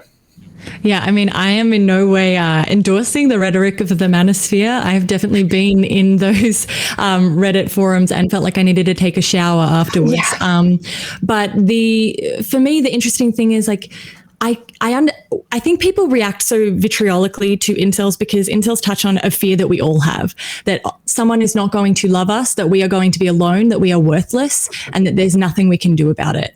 And I think that we all have that fear deep down, no matter the reality of it. We're all afraid of that, so we punish them for that, right? And I really understand. I think we've set up a trap with incels, right? In that, yes, all that violence, all that racism, all the alt-right stuff exists in the manosphere, but that's the one place they have a community. And the thing that connects them to that community is their racism, is their hatred of women, is their violence. And to abandon that is to abandon their access to the only community that they have.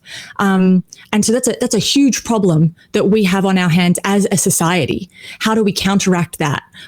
Because when we have that rhetoric of like, incels are just entitled women haters and they're racist and the alt-right, we are shunning them into that community, creating no way for them to exit that. And I don't know what the answer is at all.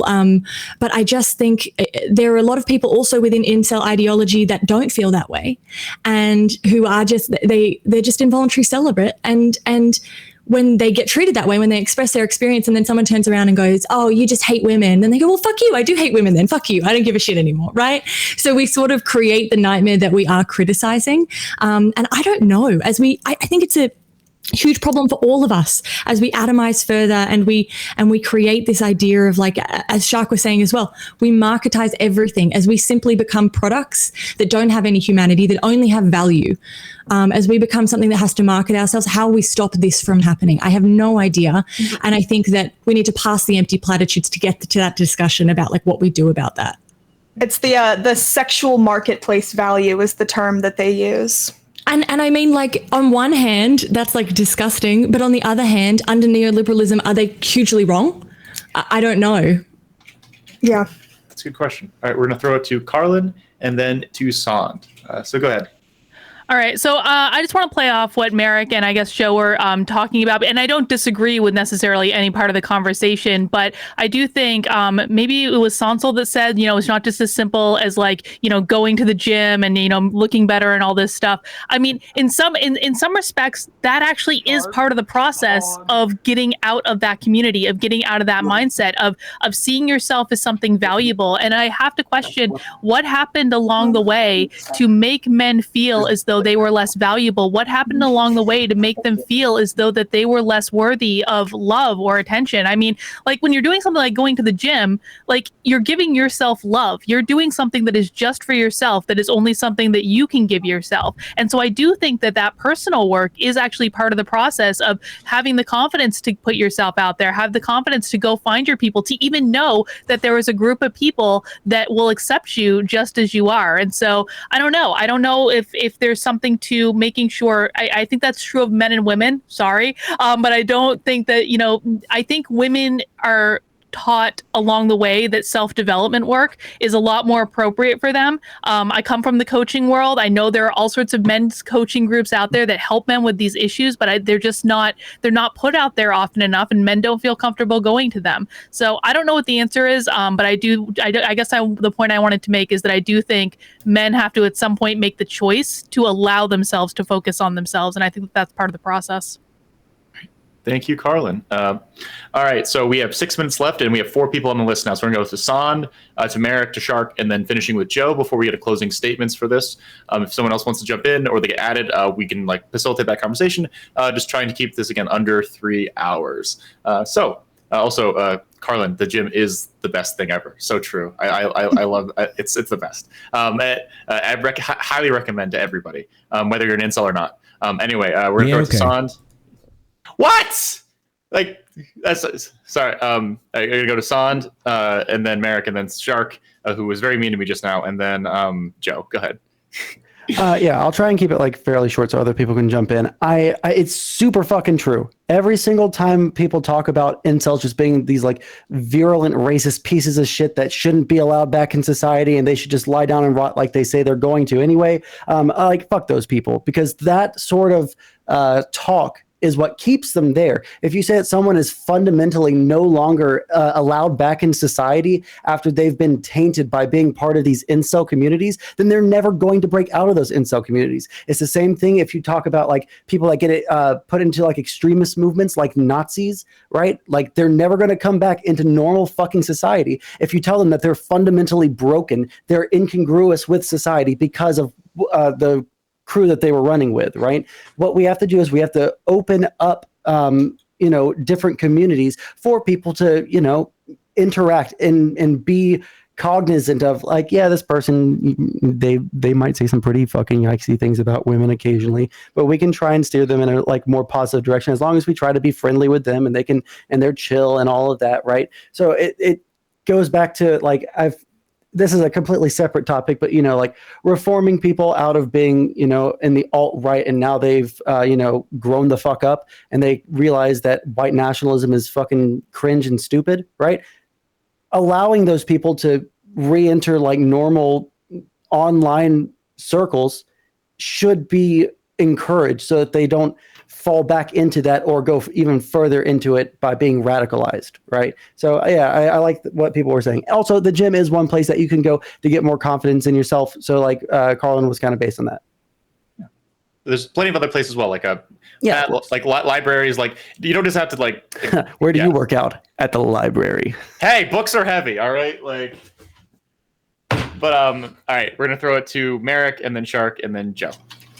So I actually think that one of the solutions for this problem, and I say one of the solutions because I do believe that this is a very large issue and that there are a lot of different things that are going to work for a lot of different men, right? So one of the things that I think that we can do that actually relates back to patriarchy is decoupling men's self-worth with the attention and the sex that they get from women. because this is something that you see over and over and over and over again. They're lonely because they can't get a girlfriend. They're lonely because they haven't had sex yet. They're a loser because they haven't had sex with 100 women. They don't have a 3-digit number. And this is something that you see both in incel communities and in the red pill communities. Because like I said, I've been watching hundreds of hours of this content for like the past 3 weeks. And this is something that comes up over and over and over and over again. This comes back to this idea that a man's worth is rooted in how much sex he can take from women, right? So I think decoupling men's sense of worth from that will not only do wonders for women, because, we are not objects to be taken. Sex is not something to be taken from us. It's something that we should mutually enjoy. But I'm sorry. Come here. Would you like to come up here? Excuse me. I'm sorry. It's also like, if you're not this mega Chad slaying dick every day, if you're surrounded by a community that tells you that's what you derive your worth from, you're going to feel like shit. So I think one of the big things, yes, for the extreme incel and red pill communities, but also just men in general, decoupling these things. Thank you so much, Merrick. All right. We're going to throw it to Shark and then into Joe. Go ahead. You're right, Merrick. It's finally time for men to break our shackles and free ourselves from women. No longer will we shackled to women. We must fly. We must ascend. All right. We cannot be stuck here anymore. All right. We must go. But in all seriousness, no. I 100% agree, because like not everyone's going to have like that many girlfriends. A little thing for me. I've not had many girlfriends in my life. I absolutely not. I think I had my first girlfriend when I was 19 or something. So it just happens that way. And I don't think I'm any less of a man than some dude who had his first girlfriend when he was 13. All right, buddy. Listen, I was doing better things like playing Crash Bandicoot than dealing with 13-year-old girls. Let's be honest with ourselves, all right? But I think things like going to the gym can be a really big thing to help boost your self-confidence, but I don't want to like lie to people and say that just going to the gym is going to do that for you if you're not in the right mind space for it. Like there's a reason why gym cells exist, and they'll go to the gym and you'll see these guys and they'll be 100% ripped and still be like completely lonely and have nothing going for them. It's not because of just like going to the gym's going to fix it. And I fall into this trap. Maxing. It's called looks maxing. Yeah, like looks maxing is not going to do it for you. I mean, like I've gotten that. I've felt like that sometimes where I'm like, maybe I'm just single right now because I haven't hit the gym enough, and that's why no woman's going to talk to me right now. I've felt like that before. I'm not gonna say right if I do right now, but like we're not trauma dumping here. But with that being said, also one other thing that I did want to like touch back on again is since it hasn't come up too much, but I want to talk about like black guys and like guys of color a lot. So in a lot of like black communities, and I've experienced this personally, is that there's a little thing called digital blackface. It sounds cringe, but actually what it is, it's like if everyone has an interaction with black people a lot through just media, and a lot of our media, even though we are getting more represented, a lot of that representation it's really exaggerated. So a lot of black people especially don't feel like they can express more nuanced like opinions. We're expected to be really bombastic. We're expected to have like these over the top sort of versions of ourselves. And even this happened with my older brother, who went to a party and they turned on, I think, Kanye, and they're like, CJ, hey, dance. You can dance, right? And he was like, excuse me? And because like they thought that he could dance just because he was black, because their only experience with black people was from like GTA 5, which is kind of ridiculous. And it leads to a lot of and that's sort of like and toxic masculinity is a really big thing there as well. Like a lot of black men have a really big issue with like mental health and being comfortable enough going to the doctor and expressing that sort of belief. And it's really upsetting because that gets bottled up a lot, because you get a big feeling of weakness that, oh, there's something wrong with me that I can't fix. That means that I'm weak. That means that I can't control my own life. So there are like other things that are opened up. I forget its name, but there was an organization that had some therapists sit in with in a lot of black spaces, like things like barbershops, that helped a lot of guys open up in positions where they feel a lot more comfortable in. And I thought that was a really good thing.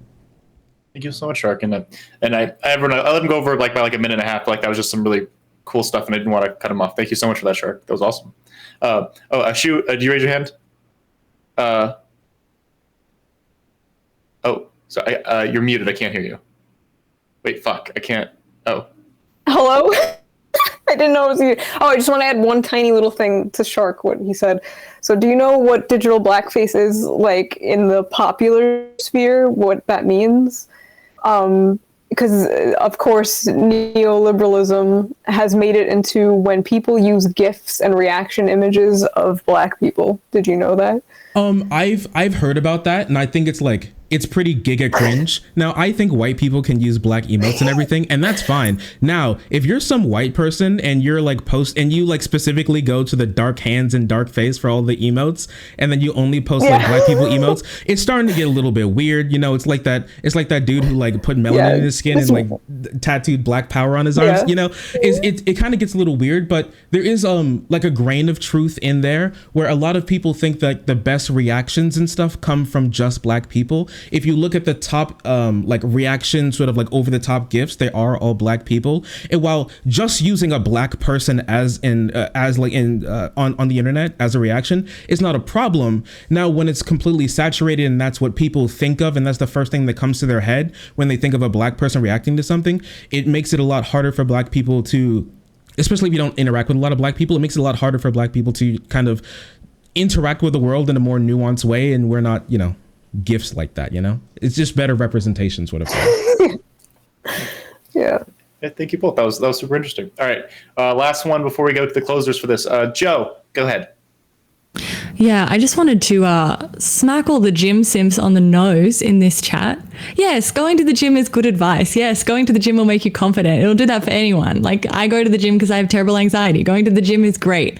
But going to the gym will not give you a community unless you know that there's a community there that you're joining. What we're talking about is a lack of community for emotional bonding, a lack of community for support, a lack of community for that kind of intimacy. And you can't just assume that going to the gym is going to give you access to that. Now, maybe you're right. Maybe it'll make you more attractive and then more people want to talk to you. But now you are feeding into that marketization of dating and relationships where you have to have value in order to be afforded any kind of emotional support. And I resist that with every fiber of my being. I think that human beings deserve community, and I don't think that you should have to be jacked as shit to have access to that. So go to the gym if it makes you feel good, but going to the gym isn't going to fix your isolation. It's not a solution to that. That's true. You don't need the gym. Have you seen all the simping for Thick Thor recently? I mean, come on now. So true. Yeah. Absolutely. And also, yeah, best part of going to the gym is the weights. Second part was like going out with my powerlifting buddies like after practice, like every Friday. Like, yeah, so if you have that, that's beautiful. Yeah. But going to the gym by yourself isn't going to give you that community necessarily. It's not a perfect solution. And it's actually a bit insulting to men who are lonely to be like, well, just go to the gym. Yeah. It's more about making friends than anything else. But yeah, all right. So let's all right. We're gonna go to closing statements for this one. Thank you all for that. Really, that was obviously that was much more conversational than the first topic, and I really appreciate it. It was very collaborative. I really enjoyed that. I think there was a lot of really good things that were there. We're gonna go to the closing statements for this. Try and keep it under 75 seconds because again we're running a little bit short on time for topic number 3, and I want to make sure that we get to it and respect everyone's time. So, Shark, 75 seconds. Go ahead, buddy. Sure. I think we touched on some really great topics here. I think one of the big takeaways is that no one thing is going to fix your whole problem. It's a holistic problem that touches every aspect of society and how we interact with each other. And it's going to have to be untangled from there. Like, we all need to be a part of this. If you are even coming from this, like the main thing that you're worried about is women, let's say even that's the case, like fixing these problems with men will help women. I care about everyone. Fixing these problems with men will help men. And it's going to make life better for literally everyone in the world. Being more gracious and more kind to people, letting them, not like forcing them to open up like you're prying open a clam, but be like, hey, you know, if you want to come to me, if you're feeling some sort of way, if you need someone to talk to, if you're feeling lonely, my DMs are always open. You can always come to me. You can always, like, there's always a seat for you on my couch. Some of those things are some of the most important things that people can have. And sometimes even if they don't take it, that even knowing that it's there can do so much for someone. I know I've been there before. I've had to do it with some of my guy friends before, and it's an amazing thing that you can do. So unraveling all of this is a really difficult thing. Be wary of anyone who says that they have like the ultimate answer to fix it, and be very wary if they have an ulterior motive, especially when it comes to monetary gain for giving you that sort of information. Because at the end of the day, this is a big problem that we need to fix, and it does start with you, but it ends with all of society. Thank you so much, Shark. All right, Carlin. Yeah, so I want to start by saying that I think Joe may have missed the point of going to the gym, at least from my perspective, because for me, it's not about building community, although I understand that that's important. For me, it's about giving people a place, an outlet where they can show love to themselves. You know, I said in the last segment that that believing in yourself is the hardest thing that anyone can do. And that's true of men and that's true of women. And I think that going to the gym and giving yourself that gift of loving yourself, if we are unable to show ourselves love, to see ourselves as worthy, we are not going to be able to receive love from others, because how we treat others is a reflection of how we feel about ourselves. And so if we want to get men out there, get them more friends, get them out into the community, yes, we need to give them outlets to do it. But even before that, we have to allow them to love themselves unconditionally. And I think, I really appreciate Sharky kind of saying, I didn't have my first girlfriend until I was 19. I think that it's important for men to hear that from other men. And I think I would say, part of why I think I focus on how people feel about themselves and giving themselves the validation they're looking for from other people is that it's really hard to put yourself out there in an authentic way, to be able to find someone that's going to be a good partner for you if you first don't look at yourself from a place of like authenticity and just appreciating who you are and what you have to give to the world. So if you want to get a girlfriend, love yourself first. Give yourself the love, and I'm being facetious and also literal maybe at the same time. Give yourself the love that you want to receive from other people, and that's going to make it a whole heck of a lot easier for you to put yourself out there. And then, yes, we need to give men a place to go where they can connect with other men once they're there. Thank you so much. And like backing up Shark, people consider me like pretty archetypical, like himbo energy stuff. I didn't have my first girlfriend until I was like 17. Like, don't worry, guys. Like, it's gonna be okay. Okay, dude. Like, what? What? Do you not? All right. No, nothing, Mr. Show Host. I was like, all right, we're gonna throw it to videos. I'm being bullied. We're gonna throw it to Merrick. Go ahead. So I'm really pleased with how this section of the panel has worked out. This is great. I love seeing the positivity and the receptiveness towards talking about men's issues. Because like I said, I think that we need to give a facelift to men's issues. And I think a big part of that is we can sit here and talk about these things, but the onus is really on us as leftists or I think liberals. I think there are some liberals on this panel to give a positive voice and a positive representation to men's issues. So this is great. I really loved this. And then, I guess just to recap, like working on men's self-love, working on male bonding in a non-sexual way, great stuff that we need to advocate for. And also caring about men and analyzing the way that patriarchy systemically affects men through our feminist lens. Another great way to help. So thank you. Thank you everyone for like being really cool about this section. Thank you so much. Yeah. Thank you, Mark. All right, Joe. Thank you for sharing. Hi. Okay. I think I agree. I mean, I don't disagree. I just think it's not the answer to this question. I do think you need to be able to love yourself and feel worthy in yourself and all of that jazz. But I think too, I'm not going to condescend to incels any further than society already does. To suggest that men aren't putting themselves out there, I think is just not true. I think a lot of the reason men turn to these communities is because they did put themselves out there and they got hit in the fucking face. So I'm not suggesting saying in any way that incels are purely a product of a lack of self-love. I think lots of people love themselves and are just not loved by the rest of the community. And I don't think any amount of lifting is going to counteract ceaseless rejection from every aspect of society. So I do think we need to do something more structural. And this is, I think incels are perhaps the number one area where I think it shows that relational aspect of feminism is lacking, where we do need to sort of, also we need to listen to anger. I know we don't like it, but a lot of the time, if you try to approach the message underneath the anger, people will come back a lot more reasonable the second time around. But if you take people at their most, like it's ideological mystification, if you take people at their surface level comment of like hating women, etc., then you don't actually attack the problem that is very real that exists underneath. And I think, I think it's really tough to be a dude today. It's tough to be a woman too. And the answer sort of lies in how we together create society moving forward, because it's not going in a great way for either of us.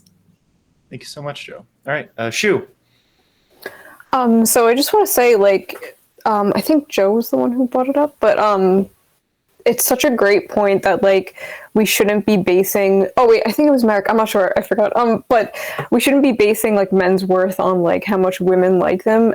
And you see it a lot with not the incels, but just men in general are just like, they always post these like memes that are like that feel when no girlfriend, and they're very depressed and they think just having a girlfriend is going to like cure their depression. But I promise you, if you're a very depressed person and you get into a relationship, that's not going to fix it. It might fix it for like a few months, but you're gonna go back to just being depressed. So you really do. It is like a sort of a bootstraps thing where it's like, okay, you need to, this is why I think mental health services should be free and stuff. Like you need to, get help. You need to, again, if going to the gym like makes you happier, I don't know, do that, but be yourself, bro, sort of thing, and focus on yourself before you rush into a relationship, because it's not going to fix it at all. Absolutely not.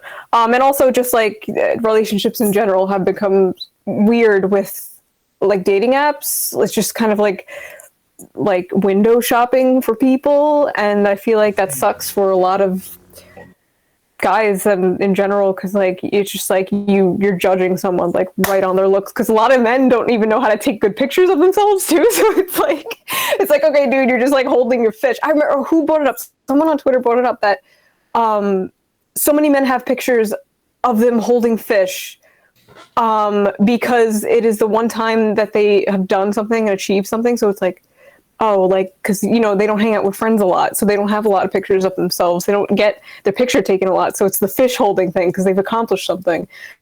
But yeah, it's just like a big marketplace of commodifying relationships or whatever. It freaking sucks. Like it's basically a video game now. Like literally Tinder like you have to like have points and shit now. It's like, right? Yeah, like that's like fuck. I don't know. So there's just a lot of things that are fucking over men and women today, which is unfortunate. I don't even remember what I just said. I just said a bunch of stuff. It was good, Joe. Okay. All right, we're gonna throw it to Sansel for the final word on this. Go ahead, buddy. I'm actually really, really happy to see that we're basically in lockstep, almost everyone on this panel, with what everyone else has been saying. And I think that that's a positive thing, not just because, it's nice to talk about things and agree on things, but because if Carlin can agree with all the rest of these people who are leftist degens, right? Then we can actually make some positive headway in society at large. Therapy. I need think more that memes. right now a lot of society's ills come down to social issues at the baseline, where everyone's insecure and everyone's lonely and everyone doesn't have a purpose in life. And if we can, help each other, lift each other up, then we can, start from the ground and move our way up towards the top and make the world a better place. That's all I have to say. Thank you so much. And everyone, like I said before, this was an excellent conversation. So thank you all so much for that. We're now going to take a brief, another 4-minute break. Need water, need like food or anything like that. Run away from the camera really quick. I'm going to change into my apron outfit because it's my favorite apron. I will be right back in my ass kicking outfit and I will go get more alcohol. Yeah, bud. So it's my birthday tomorrow, so I'm starting early. So I will be right Happy early back. birthday. So Happy everyone be birthday. good while I'm gone. No gamer words, none of that crazy stuff. I'll see you all in like 3 minutes. Sansal, I was a Democrat for 20 years. I'm not a savage. Oh, I don't think that you're a savage. I actually don't know a whole lot about you. I just know that That's you're probably more. for the best. Well, I know that you're more conservative now. No, I'm okay, not a well, conservative by any stretch. No. No, my views actually haven't changed at all. I think the Democrats just went insane. Well, think so do everyone- I, and that's why I went more left. I don't know. I'm an independent. I'm a registered independent. I'm not a Democrat. You gotta get it. Well, I'm a libertarian now, technically. Oh, that's cool. Gotcha. Yeah, so I'm actually really impressed that everyone like largely agreed there. I wonder if that's just because we actually care about these issues and everybody else never thinks about them for more than like 20 minutes at a time, or if everybody believes this. Everyone's just been kind of going with the flow and letting men hate themselves. Yeah, I honestly don't know. I didn't think that we'd disagree on much here. I feel like nobody here is like I don't know what hates men or hates women or anything. So I'm trying to think of like the people that would disagree with anything that we Yeah. said, and like I try I to don't think think you of want like to meet those people. well, I can think of like fucking shit libs, right? That are like hyper feminists, like that don't actually think about feminist issues. They just hear like what they just repeat things that they saw on Facebook, right? That's like the first group that I could think of that would say, well, men just need to suck it up. Yeah. But then I thought like, okay, well, who would be on the right that would disagree with that? And I guess maybe it'll just like, like fascist. I think that like your average like no, like not conservative- even. I don't know. You don't like. I think that like a super far right person would say like men need to like be ultra strong and never show emotion, right? Whereas like the people on the left that would disagree would just be like, well, fucking, they should feel bad and then like performatively Like- whip themselves. Like all the for- people who attacked Merrick. That was insane. I actually never even saw that wild. tweet. I actually think a lot of conservatives are getting worse on this issue, and it really frustrates. I think they've gotten worse since the inauguration. Really? Yeah, On- I think on they're men getting more. stuff? They're getting like more hardline. They're getting back more into like traditional roles, and I'm like, you guys like. They were so close to understanding, and then they backtracked. There's actually a lot of research that shows that the pandemic and the lockdowns have pushed like traditional gender roles back into the gosh. mainstream in like major ways. See, Super I'm a interesting. traditional gender role enjoyer, but Yeah. I think I don't know, like I'd love to be a house husband at some point. yeah, look at you with the Like, apron. it's Totoro. You, I want you to be a like it? trophy husband one day. I'll be right back. Yeah. There you go. Also, listen, I'm gonna do something. It's called a little shameless. Hans, can I be a little shameless? Go ahead. Listen, if you like what me and San had to say about men and men's rights, listen, there's way more where that comes from. We get a little deep, okay? Because we have our Antidote podcast where we talk about men's liberation, and it's going great. Listen, if you have any problems, I'm not gonna fix them, but we'll talk about them. They're gonna try, and that's specifically why I brought both Shark and then Sand as the alternate for tonight, because I think they're both two guys that are really, really well versed on men's issues. So where did my bottle opener go? Hell yeah. But and Incel Tag Team Heavyweight Championship of the world. I got you.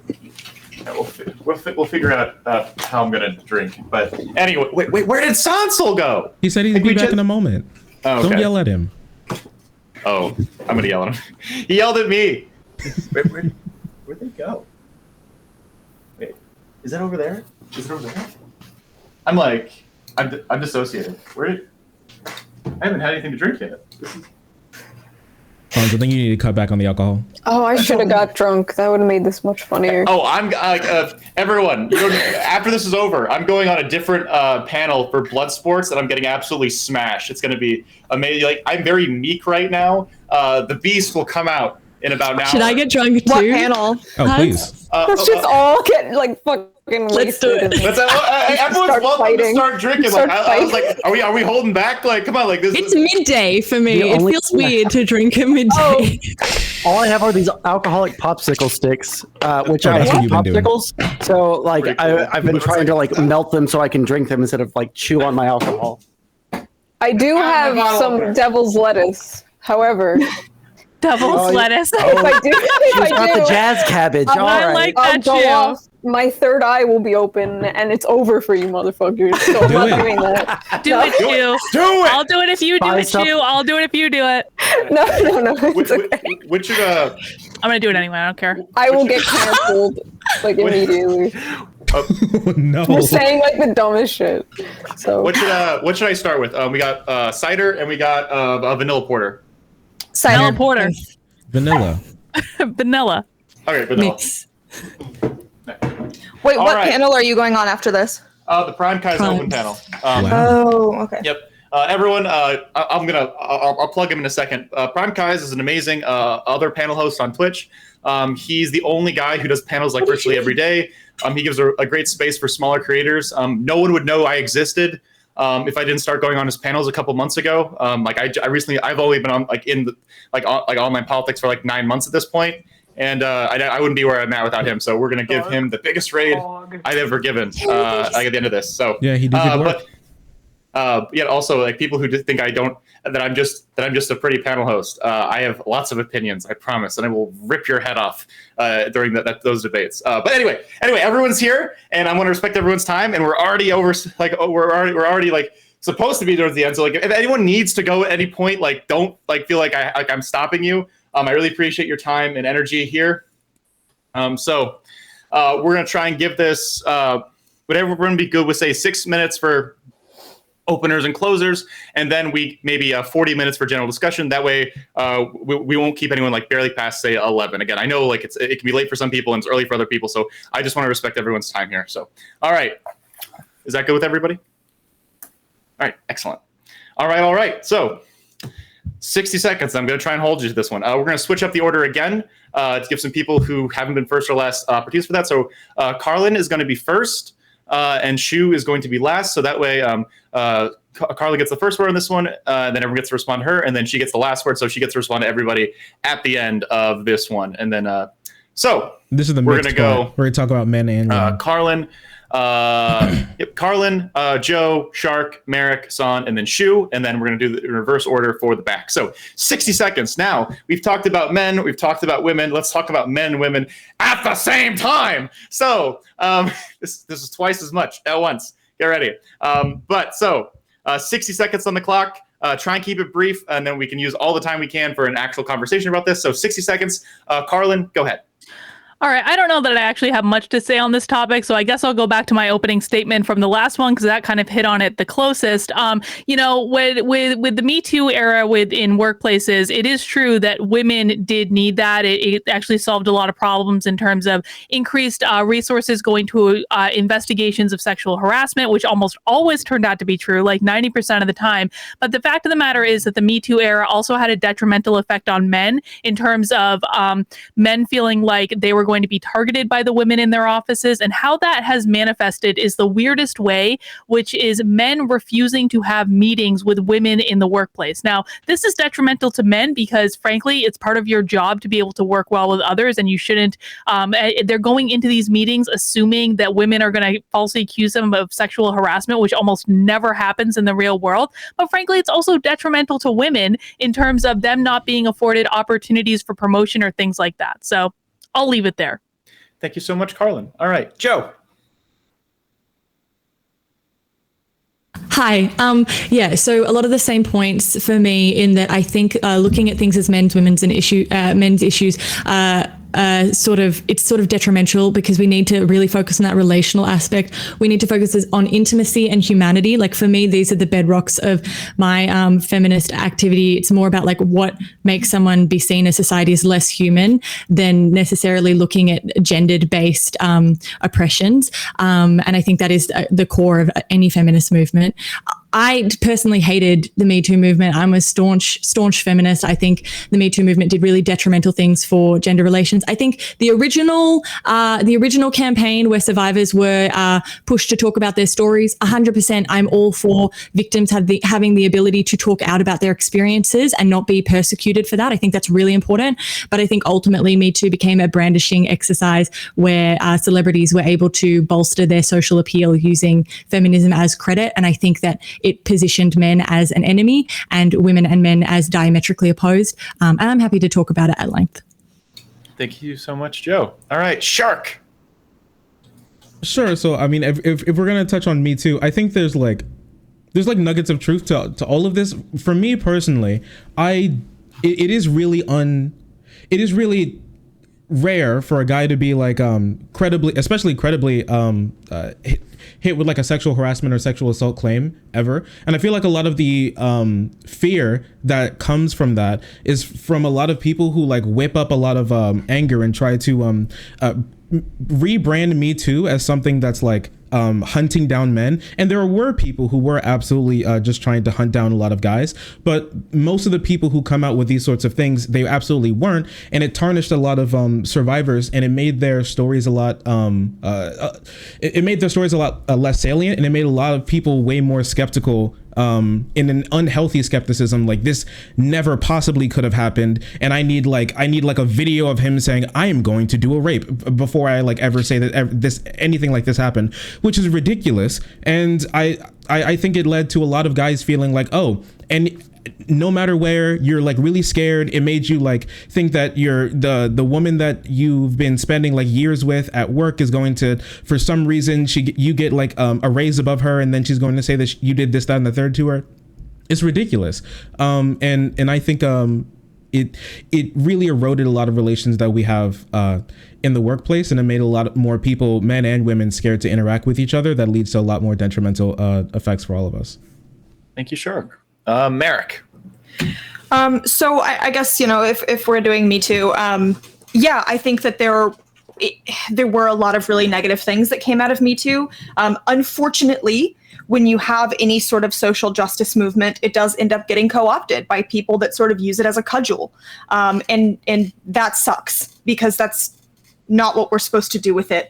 I think that it's really, really important that we have conversations about consent from an early age with people, both for men and women, because I think a lot of women are not taught what consent towards men looks like either. I think that, if we're going to talk about like sexual assault, another thing that we can talk about is how men's sexual assaults are not taken seriously. And I don't know if this was touched on at any point earlier, but I think that this is what Shark, I think you brought this up potentially, that, men's sexual assaults are just kind of like the butt of jokes, like, you're going to be raped in prison, things like that. So yeah, I mean, I think, there is an important place for talking about sexual assault and sexual harassment, but yeah, I agree that it did end up being weaponized, and that's very unfortunate.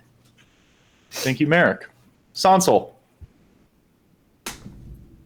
Yeah, so if we're talking about both men and women's issues together, like things that affect both of these groups, I think that we need to realize that every single issue that affects one will affect the other, and we need to recognize that no one group, neither men nor women, are going to be the group that's going to solve this. Action has to be taken on both sides. It's not like all of the men's issues are caused solely by men and they need to just nut up and fix their issues. Some of those issues are either caused or helped in some way to become problems by women, right? So we have to work together in order to solve these issues. If we're going to be talking about Me Too stuff, I think that there were some people that kind of misused the movement that was going on for their own benefit, or just to get ahead. But I think that those cases were few and far between in terms of the broader movement, and we really shouldn't focus on those without recognizing that the broader movement was good. Just condemn them and move on. That's all I got to say.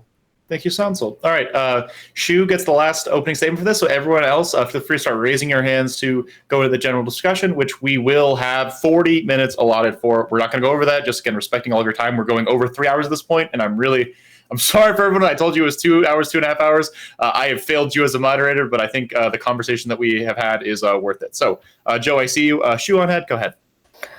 Just about the Me Too thing, you really saw Me Too's mask fall off during the primaries. I don't know if you guys remember who Tara Reid is, but anyway, she came out with an accusation against Joe Biden. She had some pretty good evidence against him, and you just saw the entire movement just crumble. I made an entire video about it. Just all the famous celebrities weren't speaking out about it, and when they did, they were just like, actually, this is different. It's not the same thing.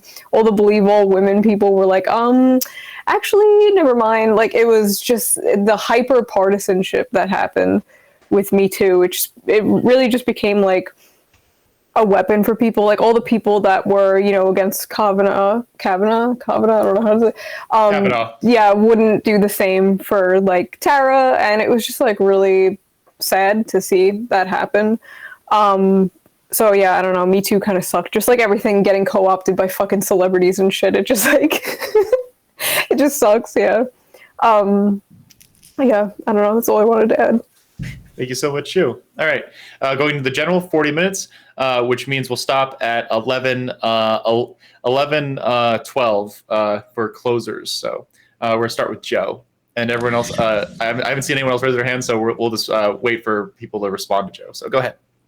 Yeah, I think it's really interesting because, as I said, I agree with the original sentiment, the idea that people should be able to talk about their sexual assault, and that these things get co-opted, and not just co-opted in a way of like used against us, but then we have this thing of sex panics and show trials, and those things happen, and we have things like that super simplify, like Believe All Women, which actually harms women because women often have to lie in order to protect themselves. They lie to themselves about what happened, they lie to their families, they lie to their workplaces, and this isn't malicious. It's literally a way that people survive. Often people are sexually assaulted for long periods of time. They're sexually assaulted and they don't know how to get out of the situation they're in. And if you put women up on a pedestal where if they tell a lie, then their whole story should be discounted, you are doing a disservice to women. So the Believe Women phrase, I think, of course, listen to women and don't go in with a cynical sort of looking for holes in their story. 100%, you should take women at their word. You're never going to have the sort of evidence when it comes to sexual assault that you're going to have with other crimes, right? But when you set up this thing that women never lie about this, it's just women lie all the time about this because they have to. They're in a situation where they must. So you are setting women up to fail. I would love to talk about this at length with anyone who wants to at any time, because sexual ethics is like my main little jam. But another thing is also sexual language. We didn't have that to the level we required it with Me Too. So in terms of the way that we talk about sex, there's perfect sex and then there's rape. And anything in between that's sort of uncomfortable, we lack the language to discuss in an effective way. And bad sex is actually a feminist issue. Sex that makes you uncomfortable, sex that is painful, but you consent to. If you look at the original Me Too stories, most of the women who came out who were celebrities actually consented to what happened to them.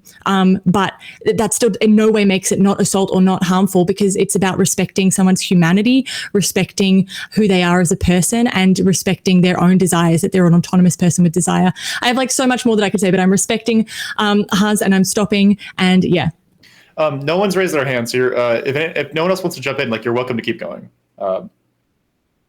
I just want to say one more thing then, which is the call out culture of Me Too, the sort of like, instead of allowing space for women to talk about their stories and making it instead holding men to account, created an environment of punishment, which sort of does not give men a reason to come forward and be honest about their experiences. We had a lot of men being like, I agree, women should not be treated this way. As men, we need to stand up. And what we never had was a bunch of men saying, I in the past have done stuff that I really regret. And when I look back on it, that probably could have been sexual harassment or assault, or I stood by and watched something.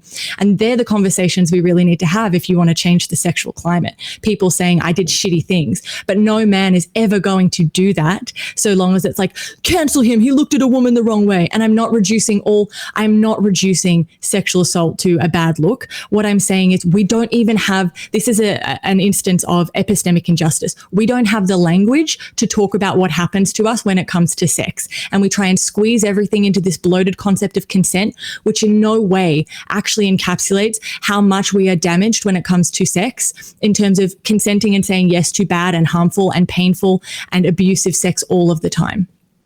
Thank you so much, Joe. All right, we're going to throw it to Carlin and then to Merrick. And then if anyone else has raised their hand, I'm sorry, I haven't. I'm trying to like also like police chat while this is happening. There's apparently are a couple of stinkers in there that keep like saying some like a yikesy stuff. So and being mean to people in the panel. So please stop being mean to people in the panel. They're facilitating an awesome conversation right now. So be nice to all of our panelists. All right, Carlin, go ahead. So I'm not necessarily responding to anything that was just said, but I feel like this is the only opportunity I might ever have to call out the political right on something that really pisses me off about what they do and actually have kind of a friendly audience for it. So like I said, like I was a Democrat for 20 years before I left the party when I figured out they were going insane. And I basically spent all of 2020 trying to get to know who conservatives actually were, separate from what the media had told me. And one of the things that really pisses me off about what the right does every single time when a woman says, I was raped, they say, what about the men who are falsely accused? That universally is the answer. Anytime a woman brings up rape, anytime a woman brings up sexual assault on the right, the answer that they give is, what about all the poor men who are falsely accused? Now, this really pisses me off on like several different levels. First off, because even before I left the Democratic Party, I was advocating for men who were falsely accused in organizations or in other places. I wrote about it for Forbes, all this stuff. So I was already on the side of men not being falsely accused. But the fact that I kept hearing from the right over and over and over and over and over again that they wouldn't even listen to there are women who are actually raped and are not lying about what men are doing, and the fact that they immediately took it and they made it all about the men who are falsely accused, it actually made me less sympathetic, to be honest, to the men who are falsely accused. Because I was like, listen, I have gone out of my way to advocate for men who are falsely accused, but if I'm continually being told on the right that I wasn't really raped anyway and I'm probably lying about it, then that doesn't make me want to be on their side. I just wanted to get that off my chest. Thank you for the opportunity. Thank you for sharing that, Carlin. I really appreciate it. Go off. Damn. Yeah. Slay Queen. All right, we're gonna throw it now to. Actually, though, thank you so much for sharing that. And like again, like if you're, this is always a safe place for that kind of like stuff. It's just live on the internet, so you know nothing could go wrong. I got you. All right, we're gonna throw it now to Merrick. I love this idea of us constructing a better way to talk about sexual assault. I think both for women and also for men, because I think that there's a really big difference between someone made me uncomfortable and someone raped me. But if you go on Twitter, you certainly wouldn't know that. And, you know, without getting too much into it, like I have some personal experience where like I crossed someone's boundaries without realizing it. And now there are people on Twitter who say that I'm a sex offender or something, which like I didn't even know that I had done something. But the rumor mill became that I was a rapist, that I had raped someone. And within a matter of hours, someone going, oh, she did this thing. She didn't know that I even was she didn't even know that I was experiencing it, to I raped someone. So I think that this comes down to like this lack of language that we have. And I love that you pointed that out, Joe, because there are like levels, I think, to uncomfortable sexual experiences. Like, you're right, like you said, bad sex. Things that make us uncomfortable, but that we consented to. I think it's really important that we're able to talk about that without the question, or without it immediately becoming like, well, you know, yeah, he put you in a position that you didn't like and he didn't listen to your needs, and it hurt you and he kept going, but you said that the sex was okay. And I think on the other hand, it's also like, oh, did you make a lewd comment to someone? Okay, that's not good, but you're also not like a serial rapist, you know? So I do think that it's really, really important for us to be able to have more constructive conversations regarding consent and our boundaries and the damages that we have done to people. And I also think that would kind of help us talk about men's experiences with rape and sexual assault too, because it really does bother me that this is something that I know one person who is an out male survivor of sexual assault, and that's Dylan Burns. I couldn't tell you another man who's like, yeah, this happened to me, and I'm willing to discuss it. So I do think that we have a language barrier and a language problem when it comes to our society's relationship with sexual assault and sexual harassment, and that's something that needs to be rectified. Thank you, Merrick. I really, really appreciate that. Yeah. It's hard, and like I said, like there's like in terms of boundaries and stuff. Like I've had stuff happen to me in college that I could like potentially like call like assault, but like why would I?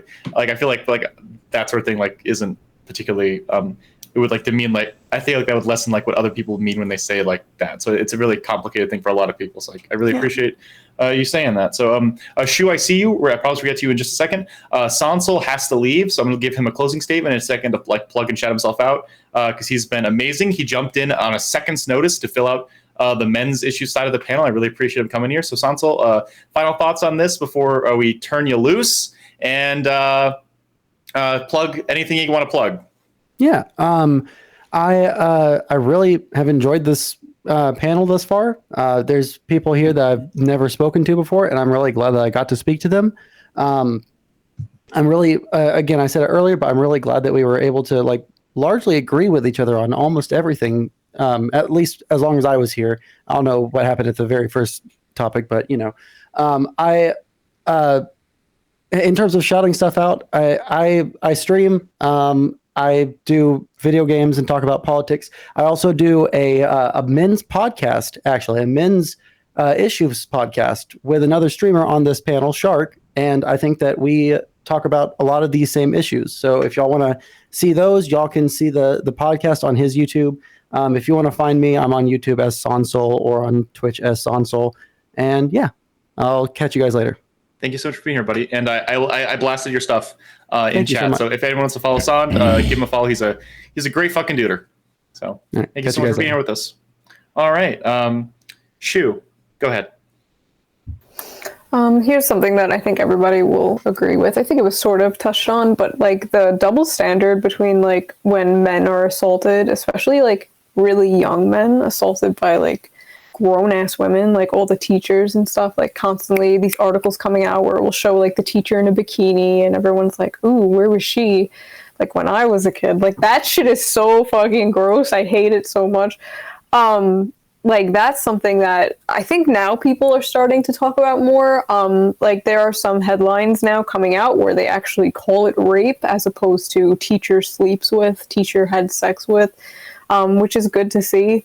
But that mentality of like, oh, where was she when I was a kid? That just like dead ass just like fuels pedophiles. Like, oh, see, kids can consent and little boys do enjoy it. So why not? Like, it's just so fucked up. But yeah, I don't know. I had to bring that into the discussion because I feel like it's a huge topic lately.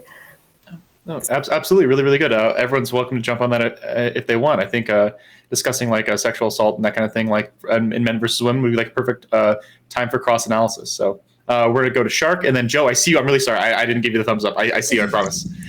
You're right. Yeah. All right. So we're gonna go to Shark, and then to Joe. Sure. Like I think how. Like still, like I really think sexual assault for guys is sometimes played up as a joke, or it can't. I've seen other people say that it can't happen. I remember a long time ago, there was this like backwater dumbass Discord channel that I was in to practice debates, and there was some guy who hopped in who said that guys can't be assaulted because it like doesn't hurt or anything, which was probably one of the worst things I've heard ever since joining politics. It was pretty bad, and like. It's not only with like with people being like, oh yeah, like this teacher, they slept with that kid. There are also like lots of dudes who, like you said, will be like, oh, where was she when I was little? Or some people even there were even some stories of like older dudes buying like prostitutes for like underage guys and thinking that that's okay because sex is some sort of like rite of passage, or it doesn't like matter for them, which is disgusting and horrible. And there are lots of guys as well when where people will push stuff on them sexually because it's like assumed that they want it, or assumed that they'll be okay with it because people think that guys are like constantly horny and will take whatever whenever just because. And so and when you're put in that situation for lots of guys, when you're not used to it, they don't know what to say or don't know when to speak up, and it can end up that you could be like assaulted or something, or have like a really bad experience where someone like completely bulldozed all of your boundaries because they just didn't care to get your consent because they think that just a guy being around is consent, period. And I don't want to psychoanalyze anyone, but still, like the fact that we don't have good language for this leads a lot of people to, for one, think that, oh, it either has to be literally nothing or just like giga rape, or it makes people feel like I don't want to bring anything up because it wasn't that, or because it makes people think like it wasn't that bad, you can be lying to yourself. Now, obviously not every single time you're lying to yourself, okay? Be honest with yourself. I think so. But there are experiences that I think guys go through where they think that it's not worth it because you weren't hurt as bad, no matter what actually even happened.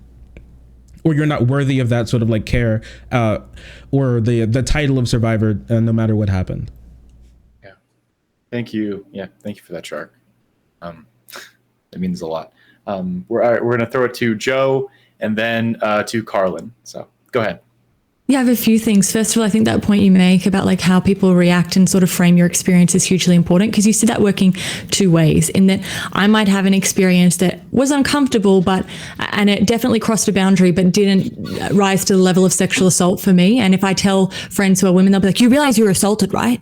Like you realize that this is a horrible thing that's happened to you and you now have to be like damaged and traumatized by it, which is bad. And then you have on the flip side for men, you have like, oh, this happened, it crossed a boundary, and it's like, dude, you scored, like just be happy about it. That was fucking sick. Like she wanted to fuck you. Great. And it's like, it's this horrible thing where external framing has a huge control of your own narratives. In terms of language, it's interesting to me as well, like with men, when we talk about assault, we often talk about little boys. We talk about pedophilia as rape, and we don't ever hear about grown men talking about their experiences. And on top of that, I've got a friend who's a sex therapist, and in the DSM, male sexual dysfunction is categorized as men not being able to finish. So there's like wild, even like in terms of like how society views sex, there's wild expectations put on what sex is and how we enjoy it. So a dude can be having a great time and like he doesn't finish, and now there's some sort of dysfunction involved in that. So there's a great deal of pressure put on men and how they're meant to behave in sex. And yeah, this idea that men are always horny, men always want it, like that creates an environment where it's difficult for men to express their boundaries without looking dysfunctional in some sort of way. I don't feel like it is, oh, well, you're sexually dysfunctioning. It's not just like, I don't feel like it. So I think it's, yeah, really interesting. Thank you so much, Joe. All right.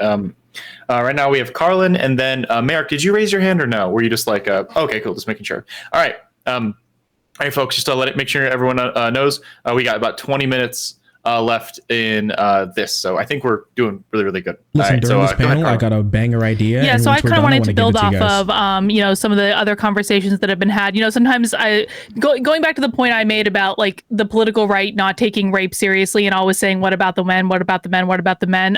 I sometimes like to trigger the right on Twitter just because I think it's fun. And I was arguing with them about this issue one day, and I ended up connecting with this guy whose name is King Randall. He goes New Emerging King on Twitter, and he runs a school in Georgia called the X School for Boys, and has actually done amazing work with, creating an environment where he takes in young men, actually has, they come and live in his house a lot of the times, and he teaches them real world skills, things they can do with their hands, things like that. But he was telling me that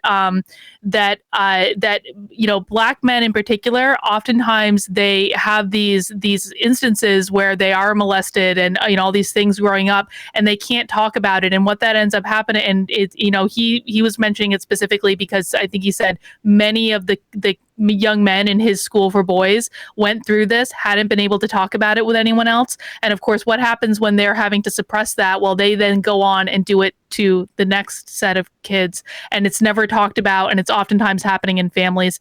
I don't know. I just wanted to bring that up as an issue, and another reason, we need to give people better ways to talk about this, whether they're men, whether they're women. We need to have better ways where people think that they're going to be heard and understood, and that they're going to be in a supportive community. I know people on both genders feel this way. Right. I know, when I was raped, I didn't report it because I didn't think anyone was going to believe me. When men are raped, they can't even talk about it because they're going to get made fun of. We have to do better. These are serious issues. Yeah. Thank you, Carlin. Yeah. All right, we're going to throw it to Merrick. Yeah. I guess I just wanted to say, I think, it is really good that we're here and that we're talking about this. And I like that both Carlin and Joe brought up this point of it's adult men too. It's not just little boys who are molested. It's adult men who are carrying around this horrible pain. And it's also adult men who are victimized. When I hear people make prison rape jokes now, it's jarring to me. But when I was growing up, that was just normal. Like that was so normal. And it was something that, you know, like you didn't think twice about because you heard it so much. And I guess I kind of wanted to make the point of like talking about Terry Crews too. Like I think Terry Crews said that he was at a party and the host like grabbed his ass, I think. Either way, he was touched inappropriately. And when he brought this up and he talked about it, I mean, he was ridiculed. They half laughed him off Twitter, you know. Like I just think it was like it's a really clear indication of how much we don't take sexual assault towards men seriously. And like one of the easiest things you can do to kind of make this have more weight is to just like not make prison rape jokes, like not laugh off sexual assault in terms of men, like take it seriously if a man say that a woman violated him. And I think another thing is like women are not really taught, we're not really socialized to think about men's sexual boundaries and men's consent. I was talked a lot when I was a child about, you know, how to deal with men's advances towards me. No one ever thought to be like, hey, so men are not just like rapaciously horny all the time. Like I was taught men only want one thing and it's disgusting, you know, like I wasn't taught sometimes men just don't want that. I was taught they're going to try to get it from you all the time, constantly. You're going to have to be fighting them off with both hands. Like I think a really good thing that we could try to do and try to push for is consent taught to girls at a young age as well. Thank you, Merrick. Yeah, no, I'm just gonna jump in like for a tiny second before we throw it to Joe. And I feel like there's something I guess we could talk about where the archetype of like men doing things or like people who assault the people. I feel like there's like this archetype like, oh, like this big, like scary, aggressive guy who does like these sorts of things. And I think that kind of belies a complexity to a lot of these interactions, especially ones where people are made ridiculously uncomfortable, like bordering on harassment and assault, where it's like again, not trying to like trauma dump or anything, like, but I've always been like a pretty big guy, right? And in college, I got like kissed by a dude at a party. He was a twink, and like I was like twice the size, and like everyone just kind of like no one really cared, and like I didn't really think about it a lot of the time. And it's just like I don't think that would have been like the same place if I wasn't like the biggest dude in the room, like when that happened. And like it's just like it's an odd, like I think it's always like, oh, like these giant guys are like, you know, like giant rape machines, like they're going around. But like a lot of times it can be like, you know, it can be small people, it can be small guys, it can be, you know, 4'2" women. Like it's very like it depends, right? Like across like all sorts of stuff. So absolutely, yeah. Sorry, we're throw it to Joe. So. Yeah, I'd love to. I mean, because we're coming to the end of the panel, I'm not going to bring up this bomb right now, but I would love to have a discussion at some point about the inadequacy of consent as a concept to understand sexual relationships and sexual relations between the genders. There's been some great work that has come out of the Yale sexuality department on how we need to improve that discussion. And I'd love to do it. I just don't want to do it now because I will get cancelled if I try and put it into one sentence. So I just don't want to do it now. But if anyone's ever interested in that in the future, I'd love to do that. Okay, amazing. I'd love to do that. And something that I think is really interesting as well is we've had this sexual liberation movement, but really what's been liberated for women is sexual expression, not sexual desire. So we're still taught, even through the sexual liberation movement, you can be wanted, you can be sexy, you can make yourself something that other people want. But the idea of women still expressing desire for men or for women or saying what they want in their bedroom, that's still like, oh, you're a slut. Because you were a little bit too specific. You wanted something a little bit too odd, like any sort of desire or insistence on like an orgasm, even like suddenly you must be super experienced and a slut because the fact you're talking like that, right? And this is why even rape fantasies, like women are taught to be desired. They're not taught to desire. So they're taught to be an object of desire. And that's why so many women have rape fantasies, because they dream about someone else wanting them because they have no access to that desire in themselves. So I think if we're going to sort of fix a lot of that dynamic as well, we really need a liberation movement that is focused on women's desire. And that also means freeing up the ability to not want sex for both men and women. Like to be like, I'm too tired tonight. I don't feel like it. I don't want to have sex with you. And that's true for both genders and all genders in between.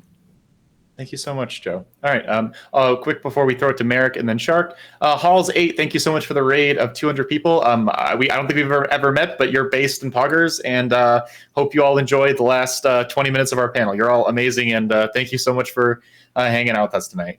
All right, Merrick, go ahead. I just wanted to say thank you again to Joe for that, because there's even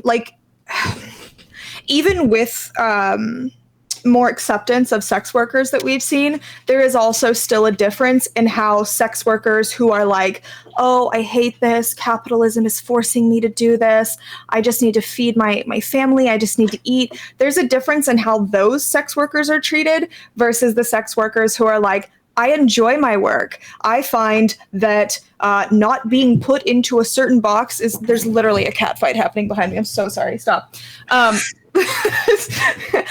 There's a difference between, the sex workers who are like, oh, this is just my job versus the sex workers who are like, yeah, I do this. I choose to do this. I like this. This for me is enjoyable. I desire to present myself in this way. The amount of extra hate and extra prejudice that's put on sex workers who present that way, especially female sex workers, is wow.